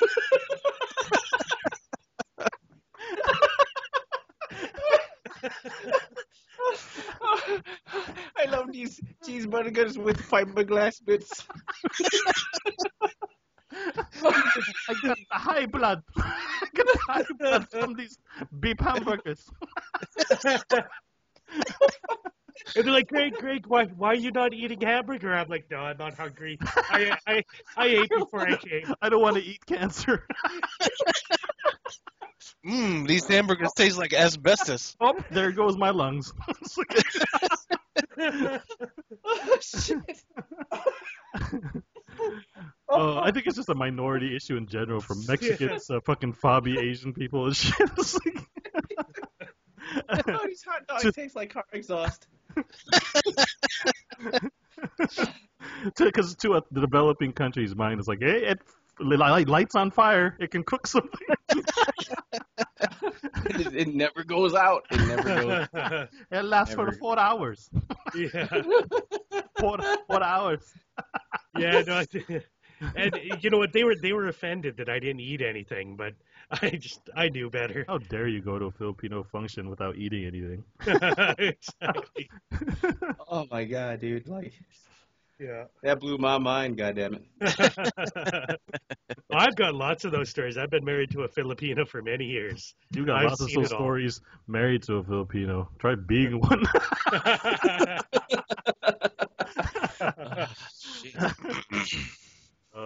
Yeah. Fuck. Oh, man. Duralog. Burgers, Duraburgers and Duradogs. Would you like some ketchup on your Duradog? They're like black before they're even cooked. Shit from the ash. Fucking ice cold on the inside. They're still fucking like it's frozen patties, but they're black on the outside. And they were too. They're like, why is it taking so They have long an to orange cook? fucking hue on it. Yeah, they couldn't figure out why it was taking so long to cook anything. It's like, well, this was pretty early in our relationship too, so I didn't want to be a total douchebag about it and say like, "Oh my god, you guys are fucking retarded. You guys are cook fobs." Oh shit! See, I grew up not knowing what a good steak was because like I guess the third world mentality is if it's red in the middle, it'll kill you. So like all the meat in my household was always like burnt to a crisp. That's how my mother-in-law is, dude. My mother-in-law, she'll fucking cook chicken until it's fucking like chicken wings. Yeah. Until you know how like you have the wingtip part. The wingtip part will fucking just like break off. Because it's so burnt.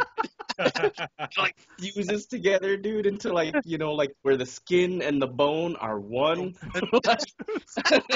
Yeah, like the first time I had like an American style steak where it was medium rare, it like changed my life because I was like, what is this shit? It's so soft and tender. It tastes so good. I'm not chewing it for 10 minutes and my face is hurting. But it just blows me away because you'll crack an egg and eat like a half-formed duck in there. Like, I don't get it. Crazy. Yeah. Like, The thought of eating balut, fucking, I get like the shivers every time I fucking think about it. have Like you tried it? it's not like a yolk that looks hardened. It's like pretty much a full formed fucking baby duck. Yeah, my parents eat that as well. Like it's a delicacy. I think it's not just in the Philippines. It's all over Asia. Southeast Asia, yeah. Exactly. But no, the Philippines. I've had it before. I don't like eating the duck. I'll fucking throw the duck away, but I'll eat everything else, like the yolk and the white stuff in there, and that stuff is not too. I'll throw the fucking duck away though. Fucking That shit puke kills myself me. right now. You just make man, like like, Southeast dude, Asian boy cry. It's like he threw away the duck. Oh my god! Well, you know Dude, what? but, Just like, you chew on it and you can chew there's bones. There's fucking bones. Oh, And there's a pig in there, dude. Like, well, you know what? You fucking just eyeballs, fire. You can see the eyeballs, and you're like, I don't know if I want to chew on eyeballs. Fire up the old Duralog, toss the duck on there. Good 5 minutes each side. And 5 good to minutes. you don't have a Duralog, you can go find an old tire somewhere. go. Little bit of lighter fluid on there. Fucking lighter fluid. That's Yeah, good. that's Burn for fucking way to 2 do it. months, You man. Or you can take some asbestos line shit from your fucking attic and burn that shit. asbestos, and then like douse it with diesel fuel Whatever and fucking those- kerosene. Whatever those Kerosene. fucking late night commercials are for mesothelioma or shit like that. Did you get mesothelioma from burning the shit cooking hot dogs? Hey, we should get a law degree and go up there. Did your family give you steak from a Duralog? You may have a case. Call us now, 1-800-444-4444. For espresso steak. Don't let your family. Don't let your steak kill you. Did you or someone in your family develop cancer from sticks cooked over an open Duralog? If All you or us- your family ever cook a steak with a Duralog, you may have a case. You may have a case. Call me now. Don't settle for the steak. Oh, fuck. It's like a Foreigners. Duralog covered with fucking house paint. Then they started using paint stripper to get the paint off before they fucking cooked it. Purple steak up. Too much paint on that. Too much paint. Well, and then worst of all, like after they finished the barbecue, they tried to convince me to bring this friggin' barbecue in my vehicle. And it was like a brand new Hummer. I'd only had it like 2 weeks. It's like, there's no fucking way that thing's going in there. Hummer, what the hell, dude? What kind of Hummer, dude? You don't remember when he had a H2? Hummer? Yeah, he had the H3, wasn't it? H3, yeah. He H3. put it on 26s too, and like Dropped it low. Yeah, you know what? Actually, I missed that vehicle in the winter because it was awesome in snow and ice. But I mean, a bitch on gas and shitty for the kids. And There's a guy at work that has an H2, and he freaking loves it, but he's working 2 jobs to afford it, and I'm like, can't do it. what is that? I Like love 2 miles a gallon. No, that. Like, dude, it was It's like out of your 15 driveway. It's like 15 miles a gallon. That's like city, right? yeah. Or like 12. Fuck that shit, son. 15 highway, 12 city. Holy What? fuck. That's like my bike. You're balling. Yeah, like when I had my my Evo, I had a Mitsubishi Evolution, and man, that car was like in the winter. I had winter tires on it, man. Like as soon as the green light went, I was gone. I took off. Yeah. That shit was great. 4-wheel drive, winter tires. Can't fucking beat it, man. Yeah, and you miss it because I've got a GMC Terrain now, and it's all-wheel drive, but it's not the same, right? It just doesn't have that same kind of capacity. Yeah, I know, the right? Because I have a 2006 Toyota Sienna, and that shit. Yeah. I'm gonna. Is that all-wheel drive or front wheel? No, front wheel drive. Yeah. Whatever. Where you don't get any snow, right? See snow? Yeah. Not here, though. But I drove that shit all through fucking New York like crazy. Oh, okay. Yeah. You drifting, like pulling the e-brake? No, it's not. It's not that bad. The you ones that think had it's the like- hard time were like the rear wheel drive cars. Those were all over the fucking place. And shit. Yeah. But mine was Dude, fine. I had one of my guys that works for me has he's got a V6 Mustang, and like all through summer winter, all through winter, he had summer tires on the motherfucker, dude. So he would get stuck everywhere, dude. He went to a burger joint, and there's like just this small incline, and the guy could not get out, dude. Like he had to call us, and we had to push his fucking car out of there. It was the worst thing ever, dude. And he was like, "Why can't I get out? Why can't I get traction?" It's cut. His tire literally had no lines on it. Because he had slicks. He had fucking race slicks on.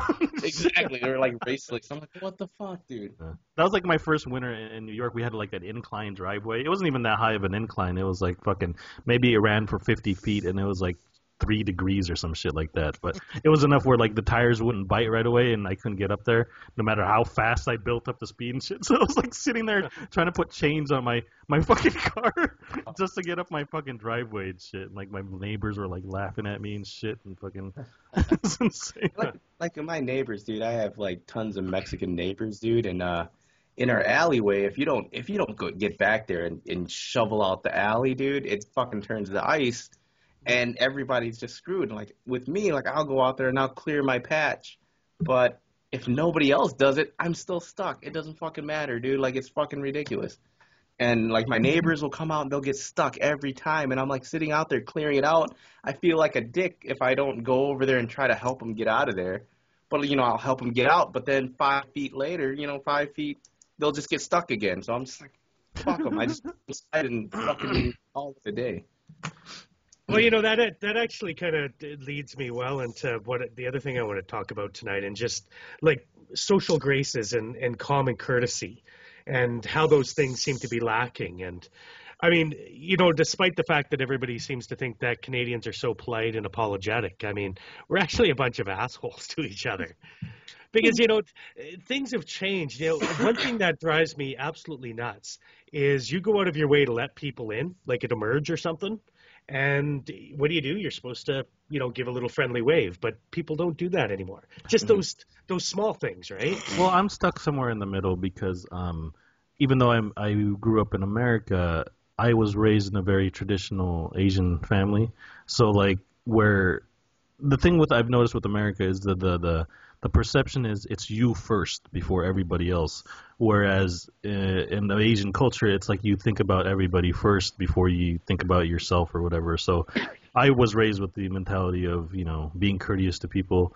I'm still very old school as far as opening doors for women. And, that's what was so refreshing when I moved out of California, because deep down inside, I was this courteous person, but you were just living in LA where everybody was a dick. So when you got to places like urban, rural New York and like places up here where everybody actually waves at each other and shit, I'm like, oh shit, I'm home. I was like, hi. Go ahead. Yeah, and I love that stuff because, like Greg, I have like an old, I don't know, I don't want to sound like a hippie, but I have like an old soul or an old state of mind where like if I was white, I would want it to be 1950s still, where like everybody was like cool and they gave a shit about their communities and all that shit. And I will have to say one thing about living where I do.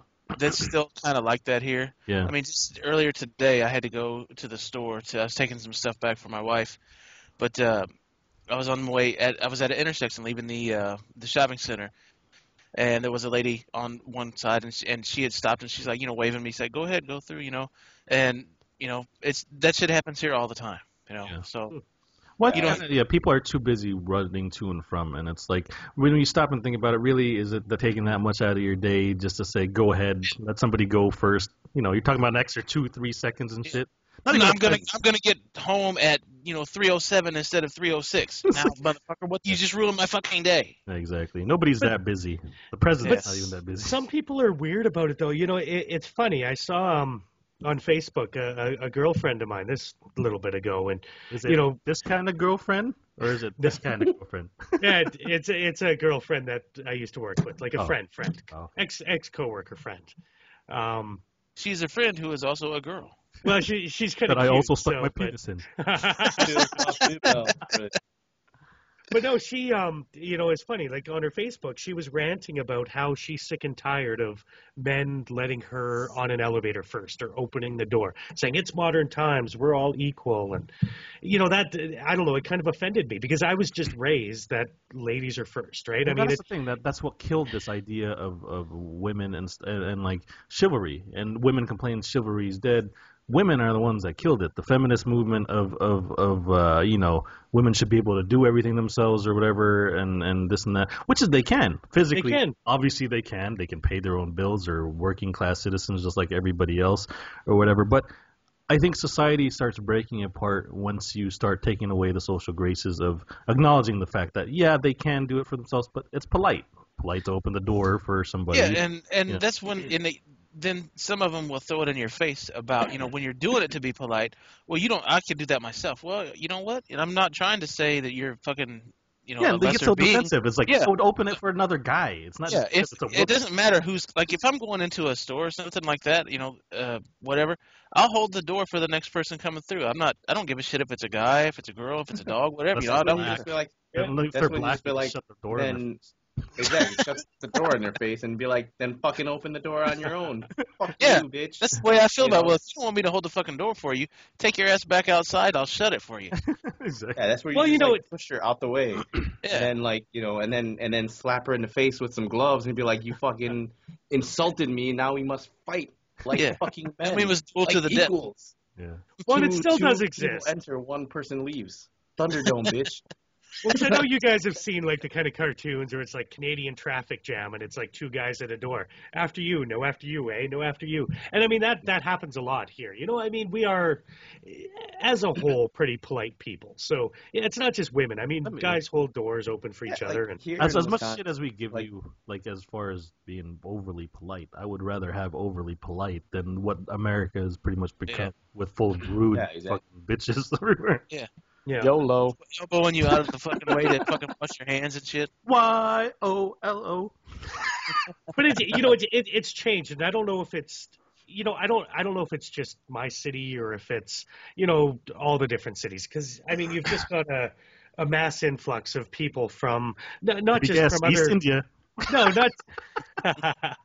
No, not just from other countries, but from other parts of Canada. And I mean, we're a pretty damn big country, right? Pretty spread around. And I mean, people from Alberta are very different from people in Nova Scotia. So you start bringing in, people from different provinces with different upbringings, and it just changes, right? It's inevitable. I mean, it is. Yeah. I still think, I mean, as far as Canadians go, Maritimers are probably the nicest people in this entire country. You also got to figure out too that it's also depending on culture, because like what's viewed as rude by one culture isn't another. Like places like China, where to me, when an Asian person's all up in my fucking face and he's all in my personal space, it's like what the fuck. But in China, they're used to living compact and everybody's crowded and shit. So it's not, they don't have the same idea of personal space. Personal space, that we do. And to them, it's not rude. They're not even thinking about it. But to somebody right next to them, it's like, look at this fucking chink over here without any fucking manners. Well, you got to be all up on my grill, man. Exactly. So, yeah. Well, that's just the other thing I was thinking about there is just how people treat cashiers or different kinds of retail staff. I don't think you ever used to see that, but now, I mean, you'll go to a store and people are just letting loose their frustrations on like the gal at the Walmart checkout because they had to wait 5 minutes.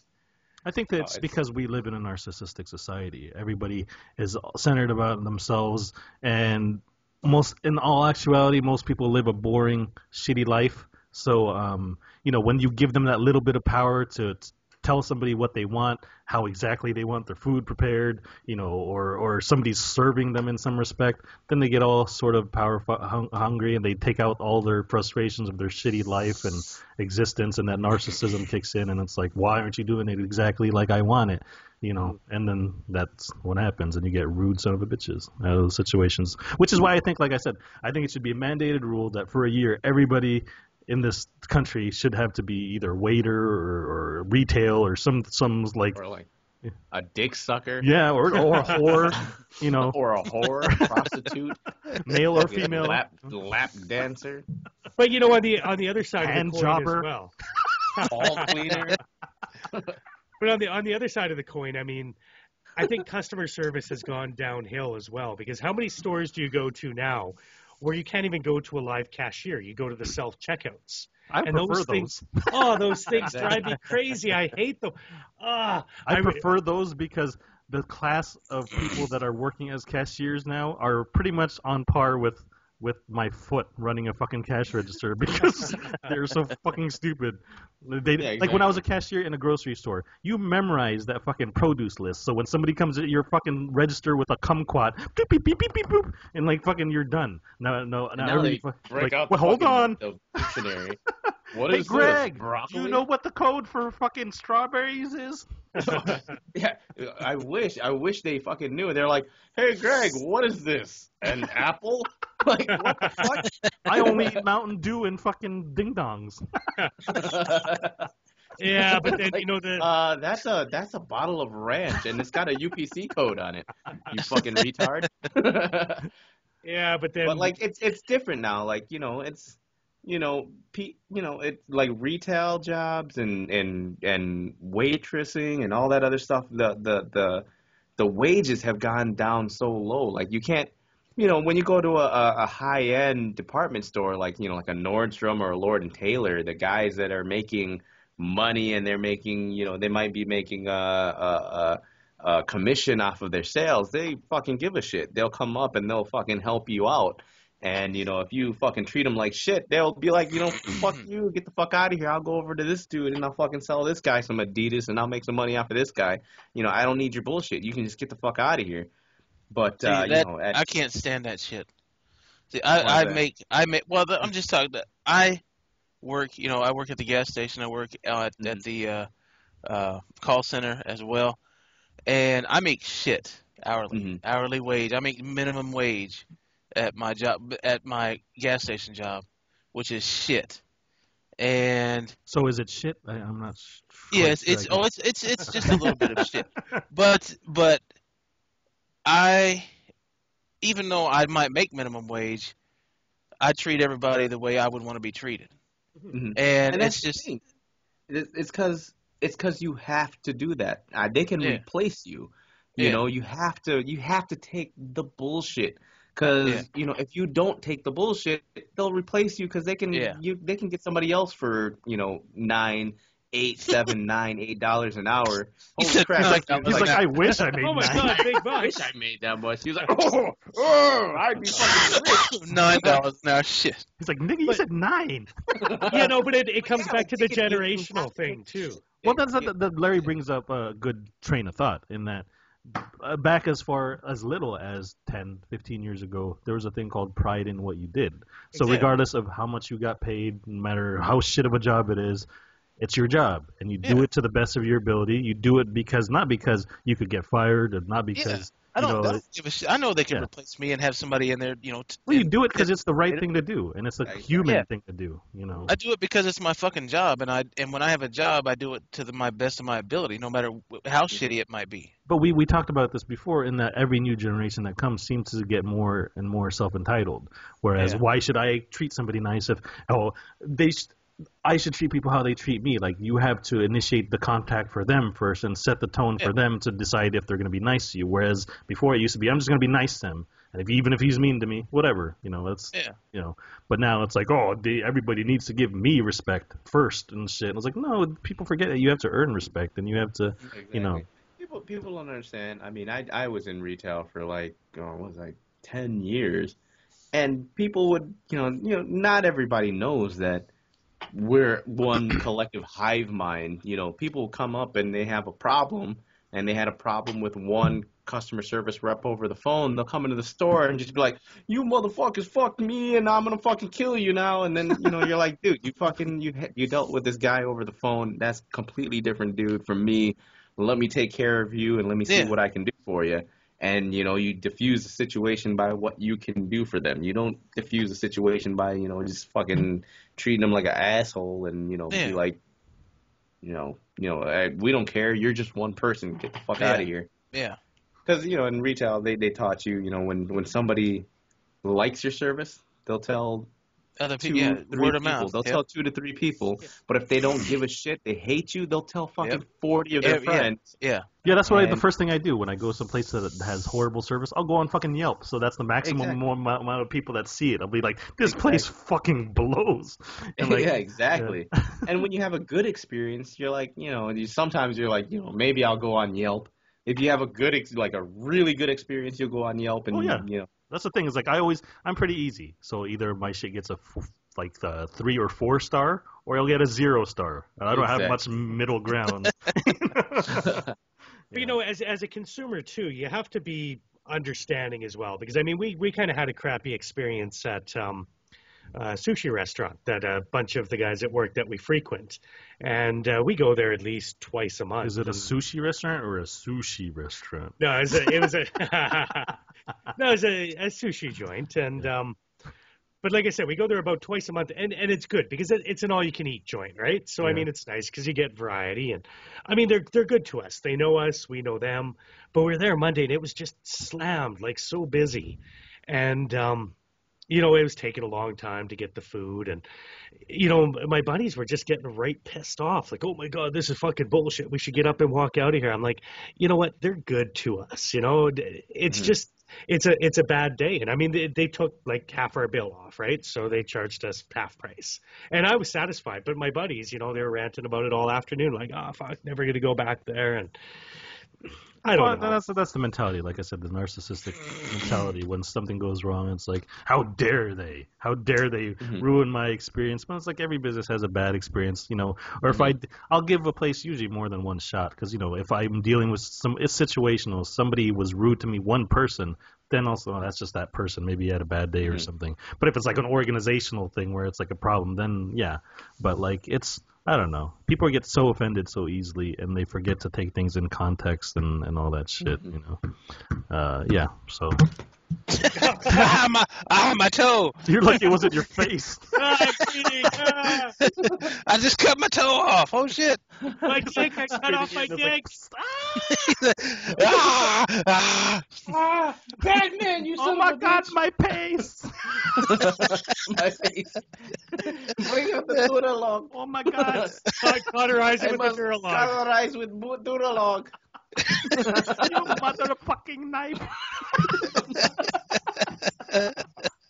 Oh, shit.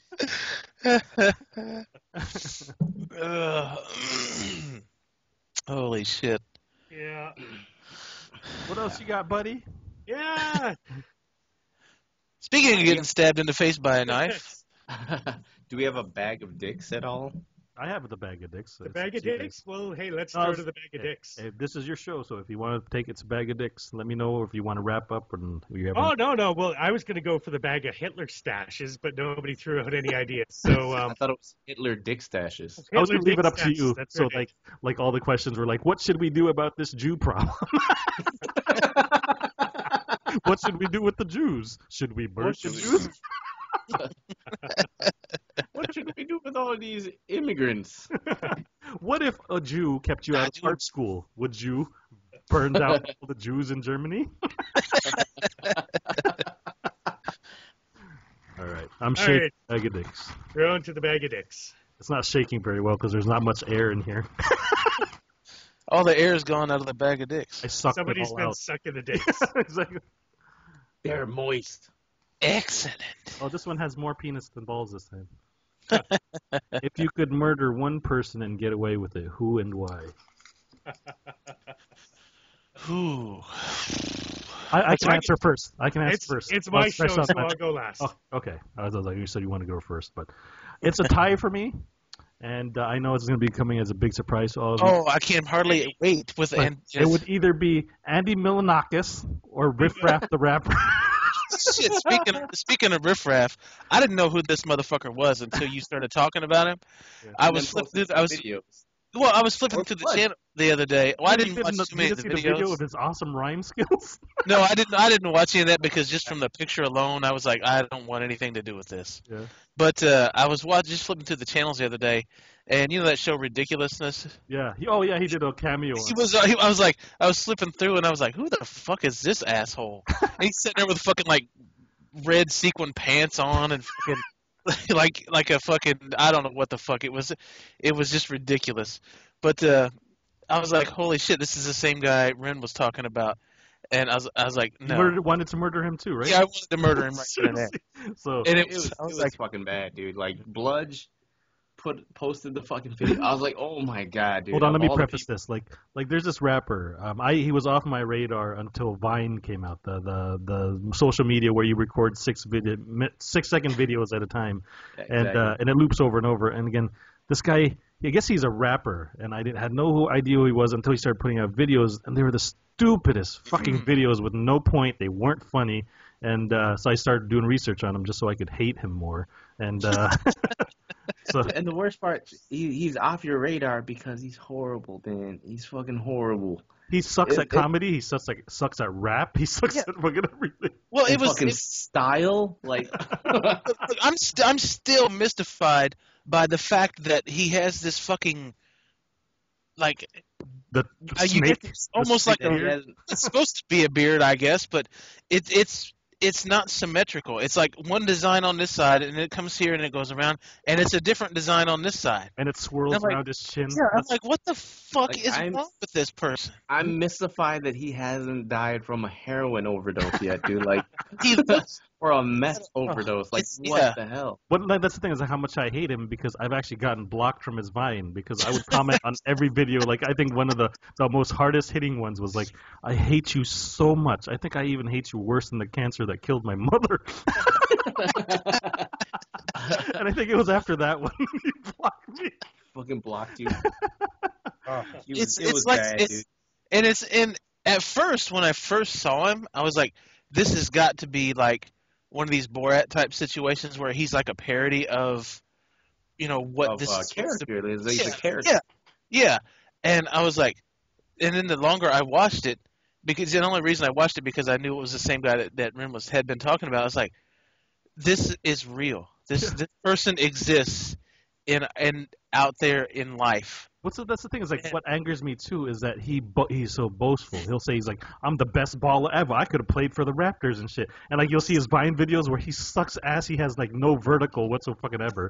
And then he's like, I'm the best freestyler ever. And I go on YouTube and look up his videos, and he's like got these most elementary raps like, hey yo, I picked up a pizza, and then I saw a bitch and I waved to her. And and what the fuck is this thing? Like, what the fuck was that video where he was talking about what kind of sweater was it? Like a fucking Salisbury steak sweater? Like, what the fuck is a Salisbury steak sweater? I'm kind of kin to Chester, because Chester is like, the way I taste cheddar. Like, what the fuck? Man. I want to hit you with a frying pan, you son of a bitch. It's like, this is not real. There's no way this is real. It's and then real. I was like, you were in the Matrix, Larry. You were in the Matrix. That guy sold out Neo, and so he could be put back into the Matrix and live this life as his pop Exactly.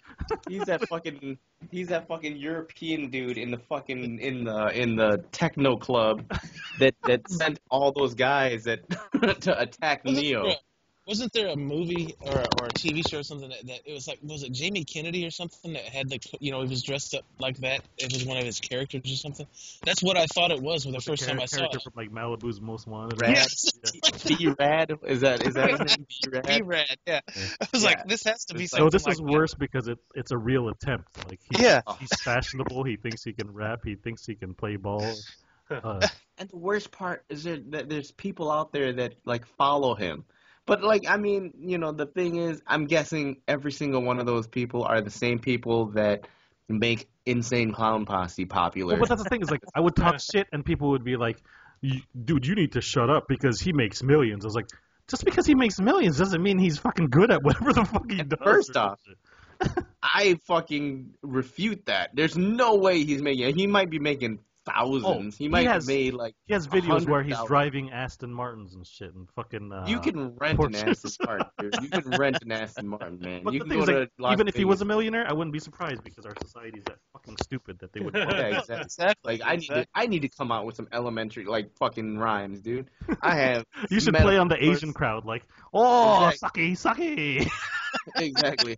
If you do One it, though, pantsuit sweater. you have to grow a beard that compares with his. Oh, you have to. You got to make it Asian Fu Manchu style. Yeah, it's Fu Manchu style. Yeah, it comes I straight could down. grow any kind of fucking facial hair first off. We can be like a Notorious MSG cover band. Like a cover band. So who would you kill? Whoever else wants to go next. I don't know. I'm right there with you on the Riff Raff. like. I never even knew this motherfucker existed before like last week, and I already want him dead. I'm gonna post some of his Vine videos to Facebook and help put together a petition to murder him or pay or go to the under internet places where like you can hire him for 5 Bitcoin. No, it was unbelievable to me to witness that. I was like, what the fuck? Yeah. Who else? Pawn, is there anybody on your list? Because Greg wants to go last. Greg is probably going to say Martin Luther King. But, Or Abraham Lincoln. He wants to go back in time and kill FDR. No, he just wants to look at the guy that shot Lincoln. and not stop him. Well, it's so funny because I was watching a documentary on JFK the other day, and I'm like, this is awesome. This is almost like I was there. I loved it. He just rewound it. It was like that 10 seconds where he like had his brains blown out. Back into the It's left. like, he's like, oh. And he's like taking 5 tabs of acid so he can envision himself into the scene and shit. He's sitting there in front of the TV like He's like, wife, bring me the red pill so I can go into Matrix. Fucking no Morpheus. I want to see JFK. get murdered. Get murked. Get over here, Marty McFly. He's looking like at a monitor with like ones and zeros falling and shit. It's like, I see it. I see JFK getting shot. His like eyes are bleeding. Like he's like. For me, I guess I would want to kill fucking Justin Bieber because that is another douche nozzle. like his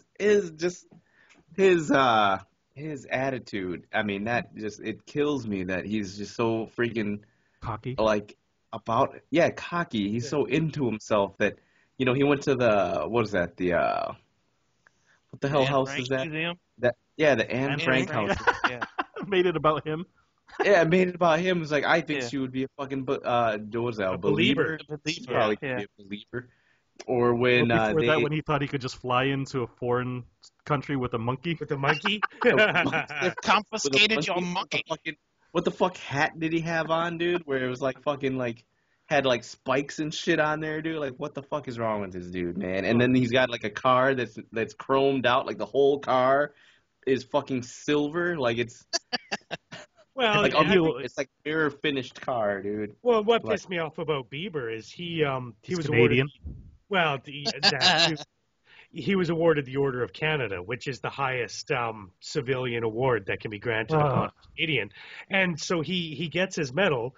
He meets the Prime Minister. He's in like fucking tank tops or a T-shirt, and like overalls with one of the straps undone, and it's like and a backwards hat. It's like, oh my! And everybody else is in tuxedos, and you're all dressed up. What a cunt! You're being Prime Minister, Governor General, and I want to kick that dude's bag in the nuts. And he wears those pants that I fucking hate, like that are in style now, where like they're all super tight until it gets to like the like 6 inches below the crotch, and then it's super baggy. Like it looks like you're carrying a load in your pants. And then you wear like the high tops that like bloom out. Yeah. The high tops that don't support anything. Yeah, exactly. Like if you step in mud, you're instantly coming out of the fucking shoe. Any kind of puddle, it'll just suck and like. Your fucking foot comes right out. Oh, he's such a cunt. Like the shit I hate. And how he like steals every one of Ellen DeGeneres' haircuts. I really hope he ODs, like, because he's apparently into drugs and shit now. Exactly, on Usher's cock. He wakes up with like chokes on it. every drug all around him and like semen like dripping out of his fucking mouth. Exactly, like you were sleeping next to fucking Usher. Baby, baby, baby. He's not even doing that shit anymore. Like he's like trying to rap now and shit with that song Boyfriend or some shit. Oh, and he can't sing anymore. Like if you listen to his songs, like he hit puberty and he can't sing anymore, so he's doing like the whole... That's why Michael Jackson took hormones. Yeah, exactly. He's doing the whole freaking Usher, like I can't hit the high notes anymore, so I'm just singing in the low, but Usher can actually sing in the low range and fucking work his voice. Now he's doing all these fucking, production magic. Wait till he gets to 25 and gets depressed and is like, baby, baby. Exactly.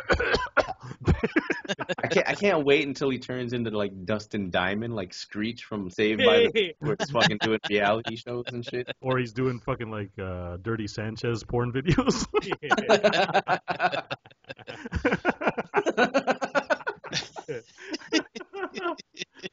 All right, Greg. He's got to think about it because I stole his Martin Luther King answer. No, actually, he's like, can I count all black people as one? Jews. Can I count Israel as a person? George W. Bush. Oh, George W. Bush. That's a weird answer coming from a conservative. From a Canadian. Or especially since he's not in power anymore. Yeah. The effects of his presidency have been felt everywhere. Worldwide. It had a very negative impact on Canada and on everybody. I mean, we're still mired in wars overseas that we shouldn't be involved in. I mean, Canadians have died because of it, and it just it upsets me, right? I mean, he just comes off as being a complete moron. I mean, you know what? Maybe he's a smart guy. I mean, you can't be the dumbest friggin' guy out there and become president, but still. He was pretty stupid. He also had a lot of people pulling strings for him. And doing, like, Cheney's the devil's butthole and shit. Yeah. It seemed like Cheney was the one that was in power more so than George W. It was like W was there as the figurehead, and Cheney was the one pulling strings and getting... And it was weird, like... Nobody freaking, saw the ties that George W. Bush had with all these oil companies that he owned and all the defense contractors that freaking Dick Cheney freaking was part of. Like, seriously, these guys are in there to freaking start wars because that's money for them, dude. As soon as they get out of power, they're just making millions and billions and billions. Yeah, exactly. And it's crazy, like going into Iraq, before the war, Iraq and Iran did not get along. They fucking hated each other, and now they're fucking like... BFFs. Oh, yeah. Yeah, it's just, I don't know, like I'm actually quite surprised that there was no assassination attempts on him. I mean, he got the shoe thrown at him, but... shoe. He also choked on a pretzel once. Blacked out.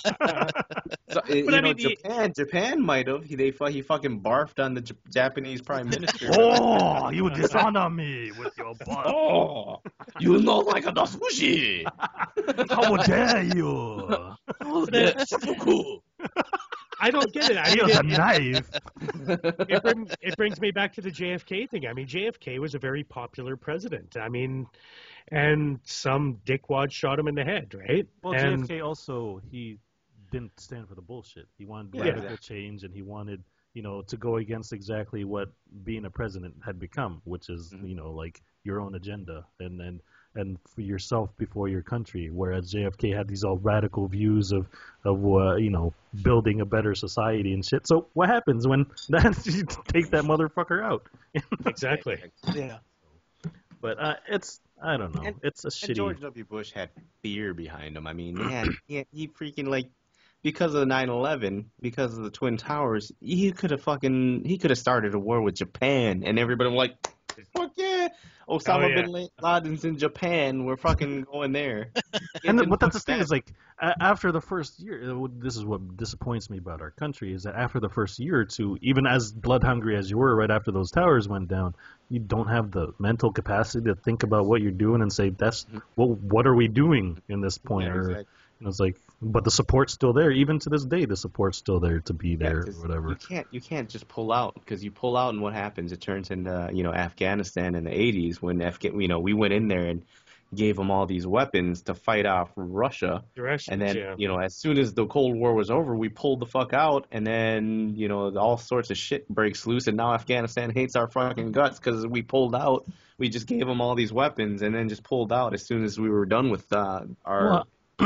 Well, I think it's inevitable though that if you step into a lot of places, it's almost impossible for you to walk away being liked, regardless of how long you stay, how happy you make people, because eventually you can't stay there. Somebody's always going to hate you. So I think we should just become like Switzerland and just fucking just neutral, right? Neutral. And that's the worst part is, there's money involved in all of this, so we're not going to just back out because there's money in war. War is freaking there's trillions of dollars to be made in war. As long as you stay in war, there's defense contracts, there's oil, there's and that's a sad thing for our country is that everything. Everybody thinks they have an opinion, they think they have a vote, they think they have a say in where their country is going. You don't. The top percentage of people that make all the money in this country are the people with the power to do what they want to do. Your vote doesn't matter because they can buy votes. They can fucking rig elections and do whatever they need to do to get legislation passed and shit. You really don't have a say in anything. Exactly. I mean, there's this lady in I think it's New Hampshire, and there's a lady in New Hampshire that saw on the news one of the people that got both their legs blown off. And they interviewed her, and she was like, I don't think that happened. I think it's a government conspiracy. And she's a freaking legislator in New Hampshire. And, you think the government is behind this, and you're a fucking legislator? You're in the government, and you think it's a government conspiracy? This guy got his legs blown off. Yeah. Like, he's part of the whole situation. Oh, well, I signed away my legs. Exactly. I signed my legs away for Obama. I'm a patriot, and this is murder. Exactly. This is a Metal Gear Solid. I'm Solid Snake. I'm Big Boss. I love when Greg tries to formulate them. I like when Greg tries to formulate opinions. He starts talking before words come out. He looks to the side and he's like, "Yeah." I think your mute's on, buddy.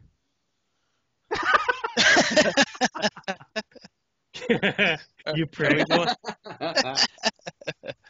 So another dick.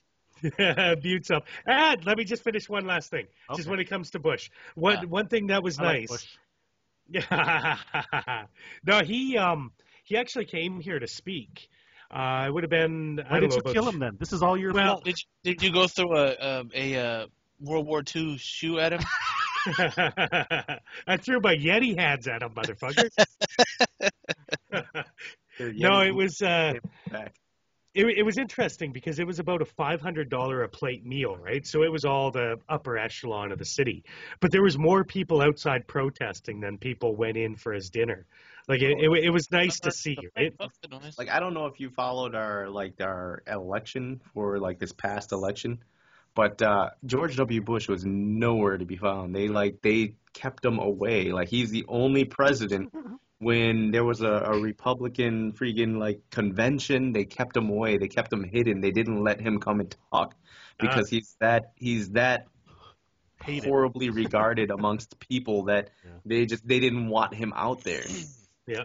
What I found funny about that, what I found funny about that whole situation was they kept him away, but they invited crazy ass fucking Clint Eastwood to come and talk to a chair. Talking to the chair. Yeah.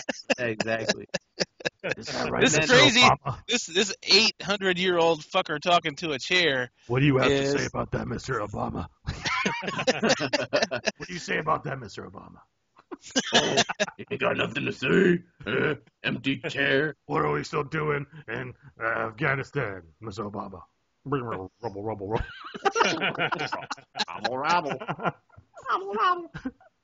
Oh, wait, that's the wrong character. Grimace didn't say rubble. Yeah, that's the Hamburglar. Hamburglar.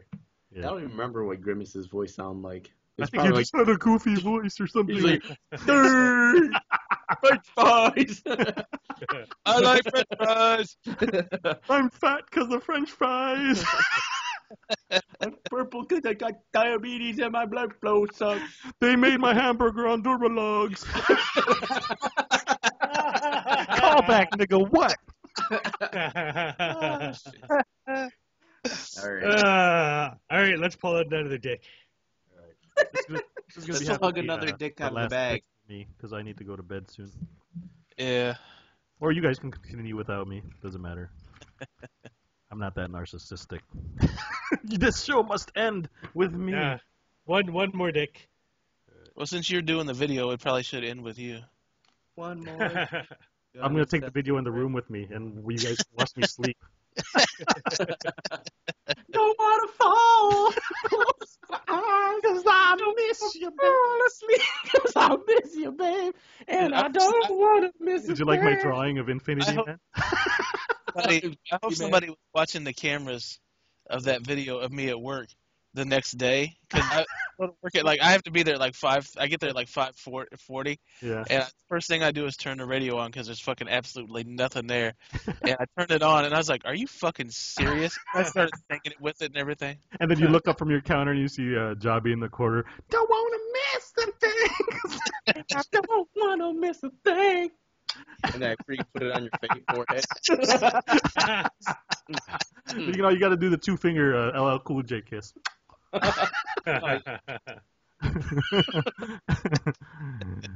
Okay. Did I read it? I can't remember. No, you didn't read it. This dick says, which video game hero would you most want to be? Oh. That's obvious for me, so go ahead.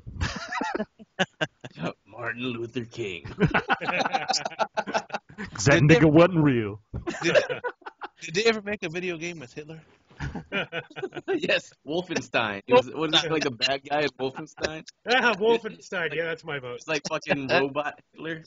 Oh, yeah, the original Wolfenstein. Yeah, Castle Wolfenstein. That's awesome. I want to be Cloud Strife. You want to Cloud Strife? Strife. Yeah. Nice. He just wants to get near Tifa. He had Tifa and Aerith, so if he wanted to be like Yeah. a next door neighbor girl, he had Aerith, and like if he wanted some big ass titties in his face to fuck the shit out of, he had Tifa. Like people thought I was crazy when I played the game. I fucking went after Tifa, and then like I had no emotional ties when Aerith died. It's because you're a sociopath. You son of a bitch. Fuck that bitch. I didn't see her titties. Fuck her. She can die. It's all good. But she was so good and pure. She sold you flowers. Exactly. Oh, whatever. Fuck you. No, but he was so cool because he had this giant ass sword made from like 2,000 pounds of scrap metal, and he would just twirl it around like it was nothing.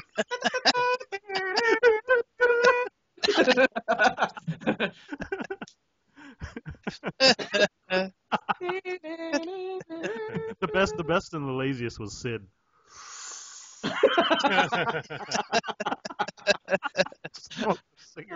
That shit was so garbage, dude. Like I was waiting for like this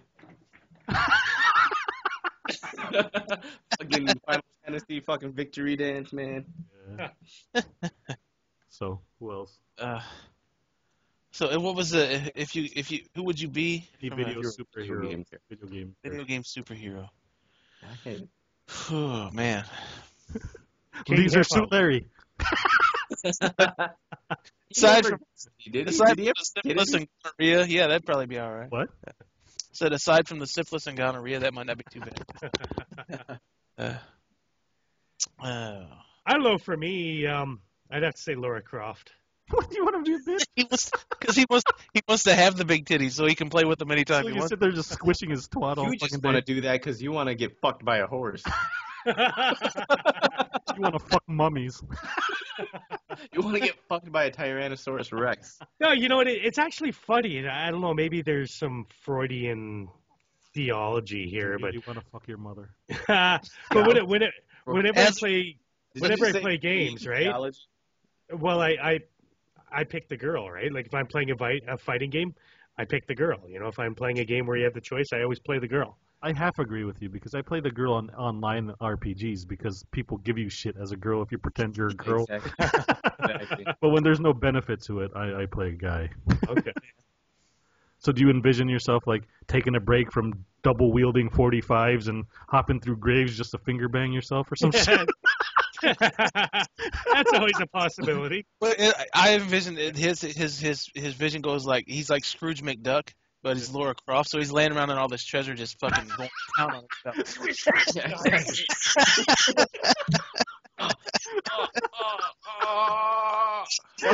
He gets like 5 steps. Hold on. Takes his shirt off like every single spot. Yep, they're still there. Boxy titties. They're so pointed. He can't even find any treasure. He's like in the same like lair for like fucking dungeon for like 5 years. He's like he's still in his mansion. It's like you spent 400 hours in this game. How far did you get? 400 hours training with his fucking butler. just running around. Sir, I don't think you're gonna go anywhere feeling your box every day. He's like propped up against fucking like artifacts and shit. Oh. He's just inserting treasures into his fucking vagina. Lowering himself on a sarcophagus and shit. with the English accent. Oh yeah. The new Lara Croft is pretty sexy though. Oh yeah. Yeah. Oh yeah. She's pretty hot. Oh yeah. Freaky graphics. You needed to use So your damn- imagination more with the first one because she looked just like a bunch of polygons and shit, shaped like boobies and shit. Exactly. All jaggy. Exactly. Yeah. Fucking her ass was just bit mapped. It was just like fucking like it was like graphically ass like fucking outside lines. Badass. Do you think we've won, Larry? I don't know. Fuck it, I'm just gonna go old school and go Mario. Get to fucking fucking kick the shit out of turtles and mushrooms. Yeah, whatever, Fucking dude. punch coins out of fucking Plus, brick wall If shit. he put on a raccoon tail, he could fly. Yeah, I can fucking fly with a raccoon tail. I can fucking catch a star and be invincible. Imagine that shit if you were half retarded and like you thought that was real. You killed raccoons and stuffed their tail in your back pocket. And shit, start hopping off buildings. And your fucking girlfriend is always getting kidnapped. Like, Yeah, but then you have kidnapped. constant blue balls though, because every time you Exactly. think you find the girl, sorry, she's not in this castle. He's God, Prince this at is- Leroy's house. She just so easily gets fucking kidnapped by the gigantic lizard that's probably banging her fucking brains out while Mario's. If he came into the dungeon 5 minutes too soon, and like Bowser got her bent over like a lava pit and shit. It's like, oh, Exactly. He destroys Bowser. He's like, oh, Bowser. oh, hi Mario. This is Mario, motherfucker. This is what it looks like. He kidnapped me. He kidnapped. He's right, baby. He's right. I totally don't like that gigantic tail in my vagina. Mario, she does taste like peaches. It's like rape tongue finger, like that giant and ninja scroll. Shit, just like.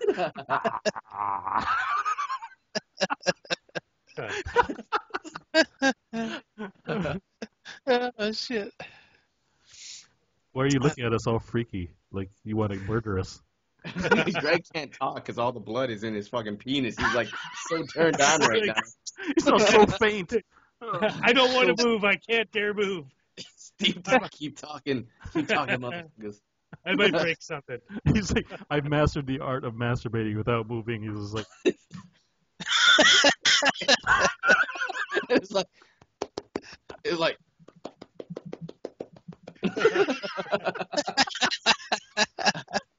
Oh. Yeah, No, I wonder. That's one of the reasons he bought that thing for his mic right there, so as to catch the backsplash. it's a Steven guard. Yeah. next week it's gonna have like all this crust on it and shit.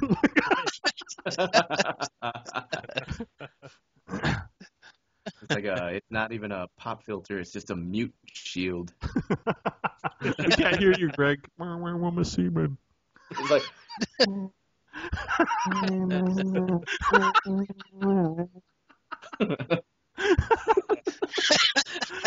Makes it sound like a voice box and shit.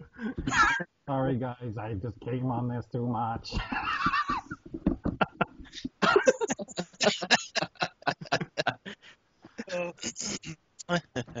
All right. For me, I'd probably do Ezio from fucking Assassin's Creed because he was a fucking badass and he still fucked bitches and bitches were always on his ass, dude. And he was just like fucking killing people, jumping on shit, getting away from shit, and just fucking wrecking house, dude. Like fucking Assassin's Creed was such a fucking. Plus, he had badass. those cool shits that came out of his sleeve and shit. That was Yeah, fun. exactly. He just fucking stab you in the throat. It's like he could stab you just waving high. Yeah, exactly. He's like, hi. Too slow, motherfucker. Too slow. Oh. Our quality is going downhill as far as internet and Yeah, I'm getting, yeah. Shelby did actually sound like he had a fucking voice box there for a minute. All he does is fuck bitches. All right. If you guys didn't hear it, I said Ezio. He would fucking Yeah, kill we heard you, that part. and Oh, Yeah, we heard that part. then he would kill you, and then he would fuck your girlfriend or wife, and then take over your house, and then he would like build it up. He would like redo your entire house, and then make money off of your house and turn it into a whorehouse. that's quite detailed. He thought about this. He's got it all planned out in a journal and shit, man. That's why he studied how to lucid dream for 5 years, just so he can. I can do this. Yeah. Have you guys played Assassin's Creed? Like that was like the entire game. Like Not he since always the first one. That's all. Yeah, I I played. played the first one. Yeah, Leroy sent me the first one. I made it about 2 hours into it. I was like, yeah, I'm done with this. Oh man. Part two and on gets so fucking epic. It's not even funny. It's fucking great. Like, is it epic or is it not funny? Oh, it's epic. It's awesome. No, it's one of the best games I've played. Like I think I put in like 60 hours in Assassin's Creed 2 and the one right after that, brother. I don't even know what it's called, Brotherhood. I thought you say brothers. There's a whole bunch of black people. Assassin's Creed brothers. They don't do anything. They just fucking smoke weed on the stoop. I'm gonna kill that nigga. You know, whatever, nigga. You always talking shit. I need to climb some trees, but I'm so fucking high. Cause I'm high on trees, nigga. What?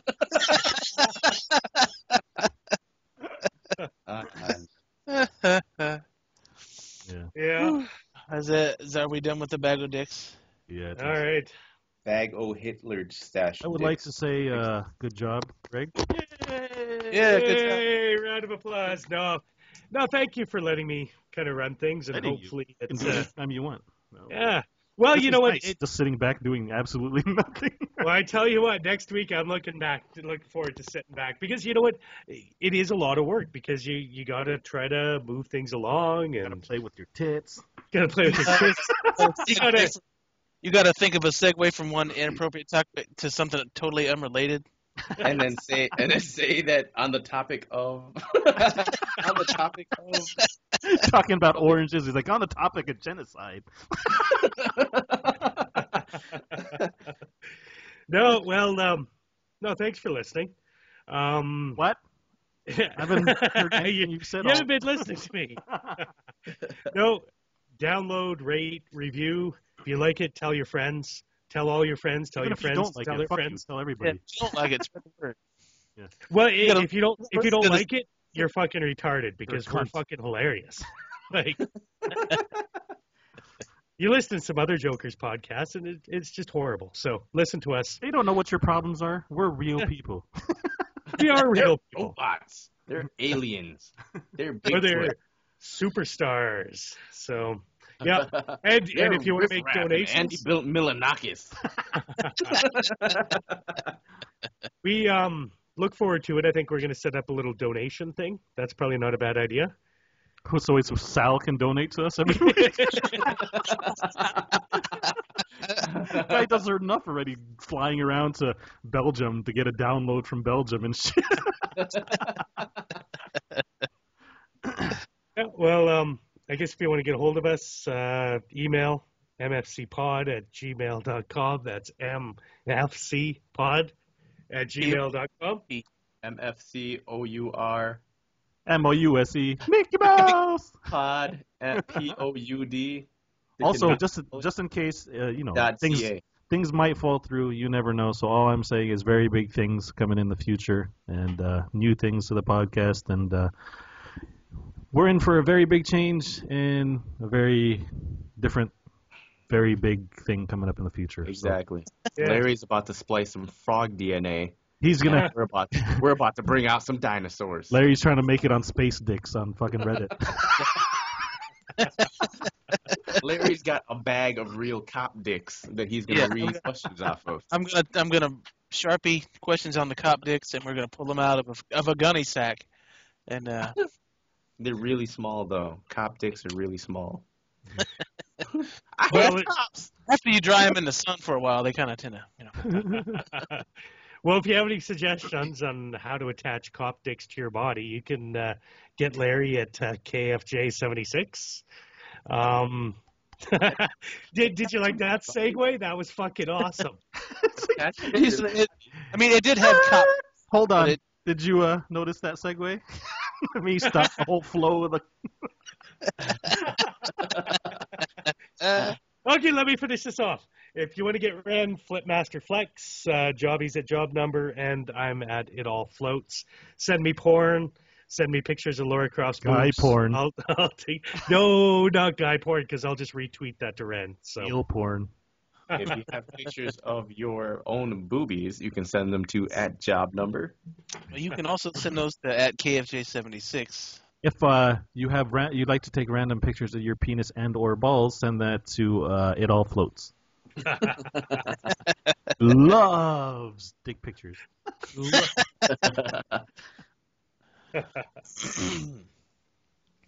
No, I'm just kidding. My bike's on. I was like, oh no. Was somebody recording this? Oh shit, my recorder stopped. All right, I can close this off. We'll see you guys next week. Oh, shit. You forgot the tagline, son of a bitch. The tagline? No, that's your tagline. No, that's everybody. The That's, podcast tagline. motherfucker. Fuck that money, bitch. You gotta say Fuck that money. Well, I'm a white guy. I can't say that. So just say it doesn't sound- honky. Go Well, fuck that say, money. say sir. your own. Make your own. Here's your spotlight. Make your Fuck that own. bear pussy. Make your own freaking tagline, like bear twats.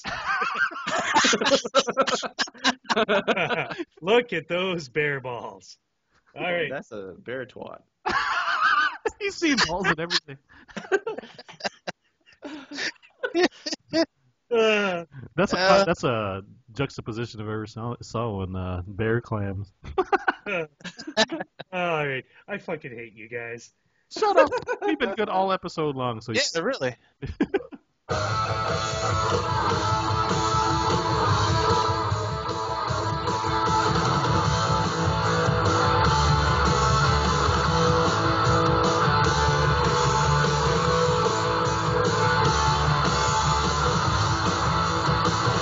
God save the Queen! The fascist regime! They made you a moron! Oi, oi! Very good job. What the hell was that? What's that Yay. fucking- Good job. Yeah, you did a good job, man. See, I told you you did good. All right, it's back to you next week.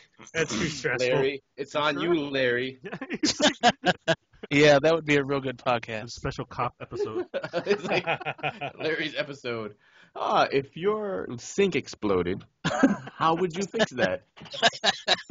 How do you keep from killing yourself from all these problems? Yeah, that would be a real bad episode. Greg is for real checked out, man. He's like It's like wrapping just everything up. dismantling everything. It's like, He's done. pack like, this no, shit up. It's time to go. It's No, on it's you my guys. ears are getting sweaty, so I just like- wanted to. Starts Take- taking off. I his don't shirt. know. I'm not gonna do it next week, but I might actually put together some shit one time, Yeah, go sometime. ahead. Anytime. Like I said, this is open to everybody. I view this more as a roundtable thing. It's not just me hosting it. I started it because Up there, motherfucker. I don't want to see that again. I only took control because I had to, because it was Yeah. me and Jobby and just us. So I'm fine sitting back. I'm not that kind of narcissist that I think I should run things all the time. So Yeah. as long as you're prepared and you have shit to say, then Look at me. I don't have shit prepared half the time, and we still managed to pull it off. Well, I think the toughest thing is just trying to keep the flow of it. Or you got ideas, right? But how do you?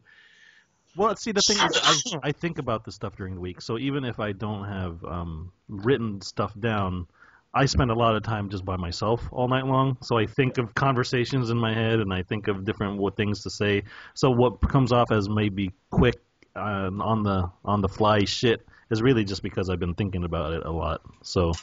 But I think you really should host more because it does develop your quick wit, like how to, link things together, and stuff like that. But you did really great, though. I'm impressed. So. Well, it's been a while. Like I said, I did it back in high school, and I think back then I had more. You have that flow, right? Because I was doing it every week. Like I had a Friday morning radio show. It was an hour long, and I love that shit. But you just kind of lose it, right? And you get a little self-conscious, and well, it's something that gets built up with practice again too. So so you don't want to lose that momentum because as you can see in the very beginning, I sucked ass, and I still suck ass, but it's a lot better than episode 1, and it's a slow progression, and so I wouldn't let too much time go past without hosting another one. So think about stuff that you want to do as well, and everybody else as well. I hope you fucking choke on that.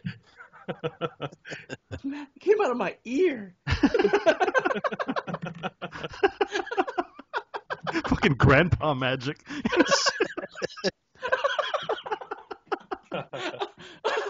Let me show you a trick.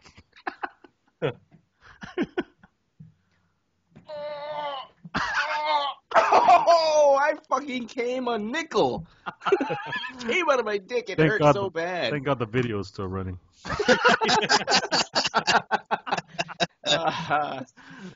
Holla. Holla, holla. Holla, holla, holla. Let me holla at you, bitch. Let me holla at you. Let me holla at you. Let me holla at you. Holla, holla. Oh, you felt good? You felt like you got your opinions out and you got everything you wanted to say out of the way? Oh, that's good. I didn't feel as abused this week. I made a conscious effort. Like I said, last thing I want to do is cross the line where you think I'm being rude because it's never coming from that place or whatever. So oh no, it's more I love you. Be fun or whatever. Most of the time, it's coming from this place. Their carpet? What the fuck is that? Yeah. It's really Let me show you. Let me show you where it's coming. Oh God, I don't look. Oh but my I can't God. look away. He's about to rip his carpet. He's like, I don't want to see that. Please, no. So what do you guys do you think we'll ever see Nicole on again? Yeah, I think so. I think she had. I think she was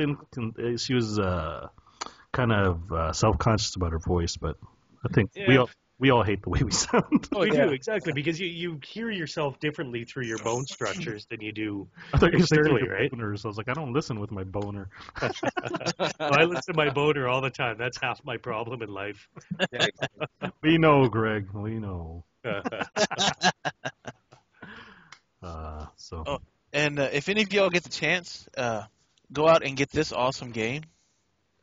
Oh my God, dude! I heard it was horrible. Oh, you know what? I've been playing it with the monkey, and the graphics of this game are fucking horrible. I mean, that's the characters. I mean, like when they 8-bit Nintendo. It's not quite that horrible. PlayStation 2. Everybody looks like they're made out of plastic. But the environments are kind of cool and everything. The story and the voice acting and everything is pretty great. But holy shit, dude! If I hadn't got this for my birthday, you should have thrown it across the wall. Yeah. What were you thinking? What is this? But no, I mean I have a good because it's intended to be a co-op game. First of all, so me and the monkey play quite a bit of it the other night, and it's actually pretty fun to play co-op because like the AI people are fucking retarded as shit. Maybe I'll rent it just to see how horrible it is. Like I said, the actual story of the game and the voice acting and everything is really great. But good God, the fucking controls, the AI, it's just fucking retarded, dude. Like I knew it was a bad situation when I saw a commercial on TV, and it was like, you know how they have the quotes from people who review the game, and none of them were video game people. It's a, It was like it's a game. exactly. Like it was like the last one is like Star Trek gamers might like this. It costs $59.99. Do you like video games and do you like Star Trek? Well, you should probably rent this maybe or something like that. I bought it at GameStop. They gave me a free copy. I was looking on the case because sometimes they'll put that shit on the case like so and so says blah blah blah, but yeah, there's nothing on here at all. McCall's Magazine gave it a 4 out of 5. Exactly. Fancy Cat gave this 6 out of 5. Cat says, if you like Star Trek, It's perfect. it's perfect. Up. You'll bat your eyes at this perfect game. Yeah, they said if you like Star Trek, this is a Star Trek game. So It's for sale.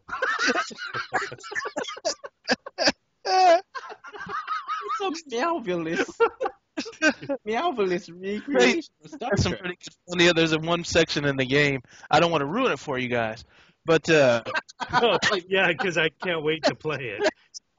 but there's this one section of the game where you get these guns and you can teleport each other to like different places. And me and the monkey were playing it the other night, and he's just fucking teleporting me all over. I'm trying to fucking accomplish the fucking goal of the mission. And he's just fucking, I'm like working on this fucking console, like trying to hack into it. And the next thing I know, I'm fucking 200 yards down the fucking level. You know you're in the Blue Oyster Cult. He's teleported me halfway across the fucking map. Every time I get near, it's like, it was fucking hilarious. I don't think you want my daughter to have that game. Fucking showing up in your games and shit, just teleporting you places. You just blew up the Enterprise. It's like, all of a sudden I'm playing Mario Kart. I don't know what the fuck's going on.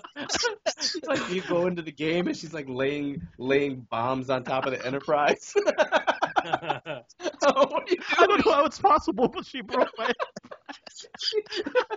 Your daughter's an elite hack source. She blew up the Enterprise.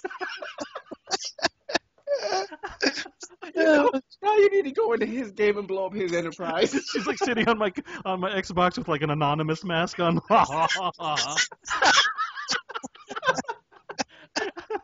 We are watching. We are Legion. Oh, shit. Here to fuck up your enterprises. But seriously though, it's very horrible. I'll have to take a look at it just to see. Yeah. I'm not buying it though. So Don't buy it. It'll probably be like $5 at Walmart and bargain It'll move. probably be $5 at Walmart in about 3 minutes. yeah, exactly. Like you ever go to like the fucking Walmart and like the whole bargain bin is like one game. It's the same bin. It's like filled with fucking like pet horses. That'll be the fucking shit where it'll be all Star Trek. God damn. Oh shit, they'd like to kill me. All right, guys, I gotta go. Yeah, I gotta get out too. I gotta go to work for fucking 2 hours in I the morning. gotta masturbate. I'm hungry. I'm gonna fire up the Duralog, make some burgers. Good job. Very good job. Good job. Good job. I'm giving you a sideways high five. Yeah, high fives. So his in-laws, they fucking cook food with Duralogs and then they heat their house with fucking charcoal briquettes. Passed out. And Greg's fucked up world. He's like burning Jews with Duralogs. It takes It's like getting 4 cold in here. Somebody another time. You want? I should burn with this. Oh shit! Who needs NyQuil? You got charcoal briquettes to heat your house. He's got like a barbecue in his bed. It feels so good. I'm so sleepy. So warm and sleepy. I'm so warm and sleepy. I'm getting It smells like sleep. this.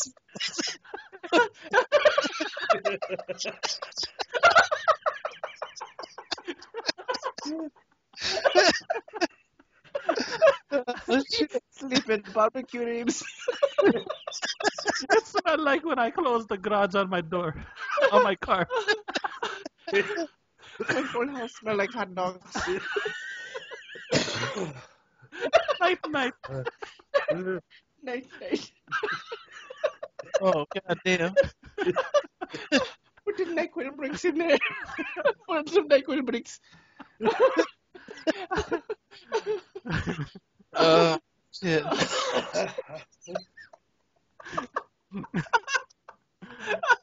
Oh, shit. Hey, Uncle.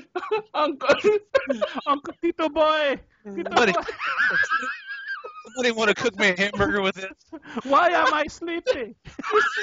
Why my bedroom smell like sleep? Boy. What? You use too much sleep. The house too hot.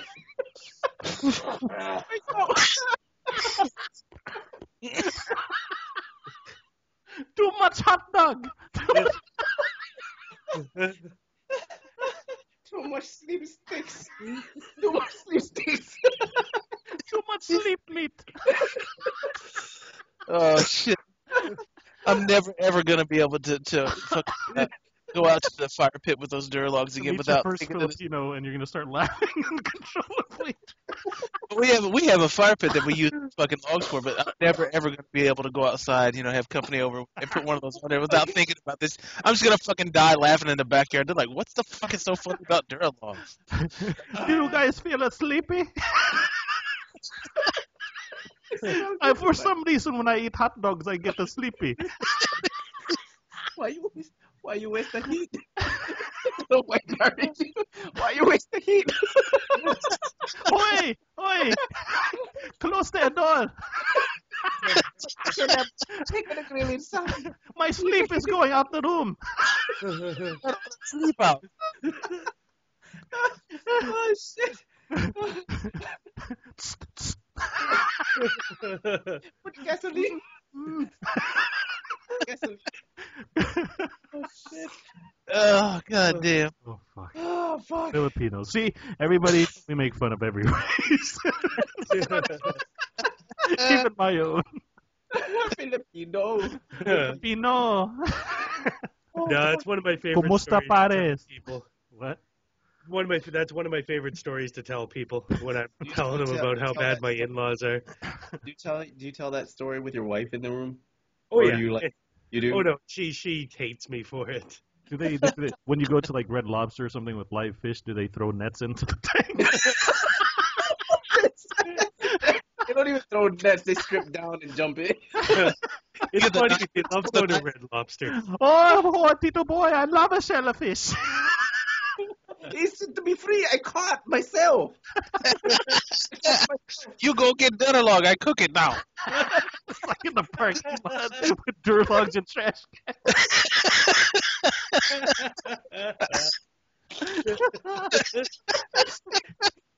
It's not even a barbecue grill. It's just like a fucking metal garbage can with the lid turned upside down. fucking kiddie pool. As much cancerous products as possible. Shit. Oh my God. And fucking insulation kindling and shit. Bring the asbestos. We have to start fire. The fire is too hot. It's too hot. You need insulation. I can't go sleep outside. You summon a Pink Panther. You summon a Pink Panther. Pink Panther.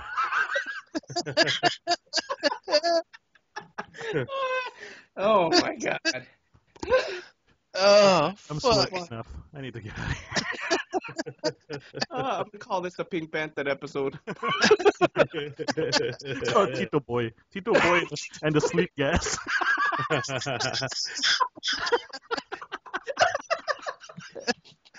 Well, next week I'll have to bring Glenda down. So We can all talk in Fabi Filipino. and she can take in the enjoyment that the Duralog has given you. I'll get the Pink Panther. I should ask her, like, hey, we're going to have a cookout this weekend. Like, what kind of Duralog should I use? Now, if I'm gonna if I'm cooking hamburgers, what's the best one for? Did you ever try the mesquite Durlock? Should I pour barbecue sauce on the door?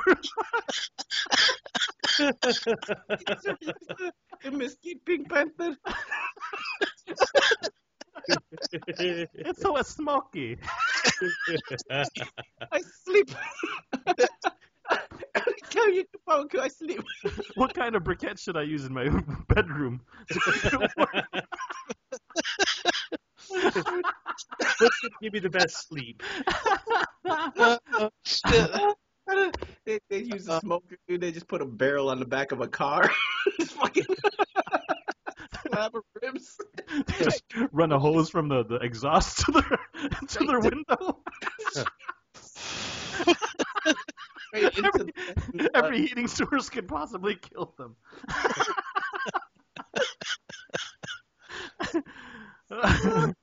Oh my God! Set fire to your books. Oh.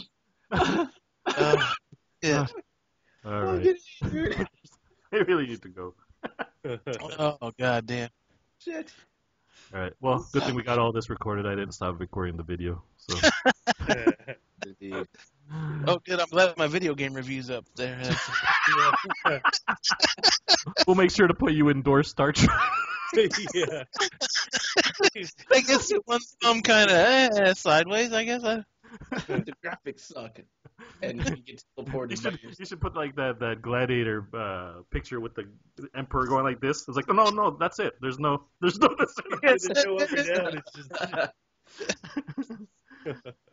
All right, goodbye, motherfuckers. All right, guys. See ya. Later. Talk to you later.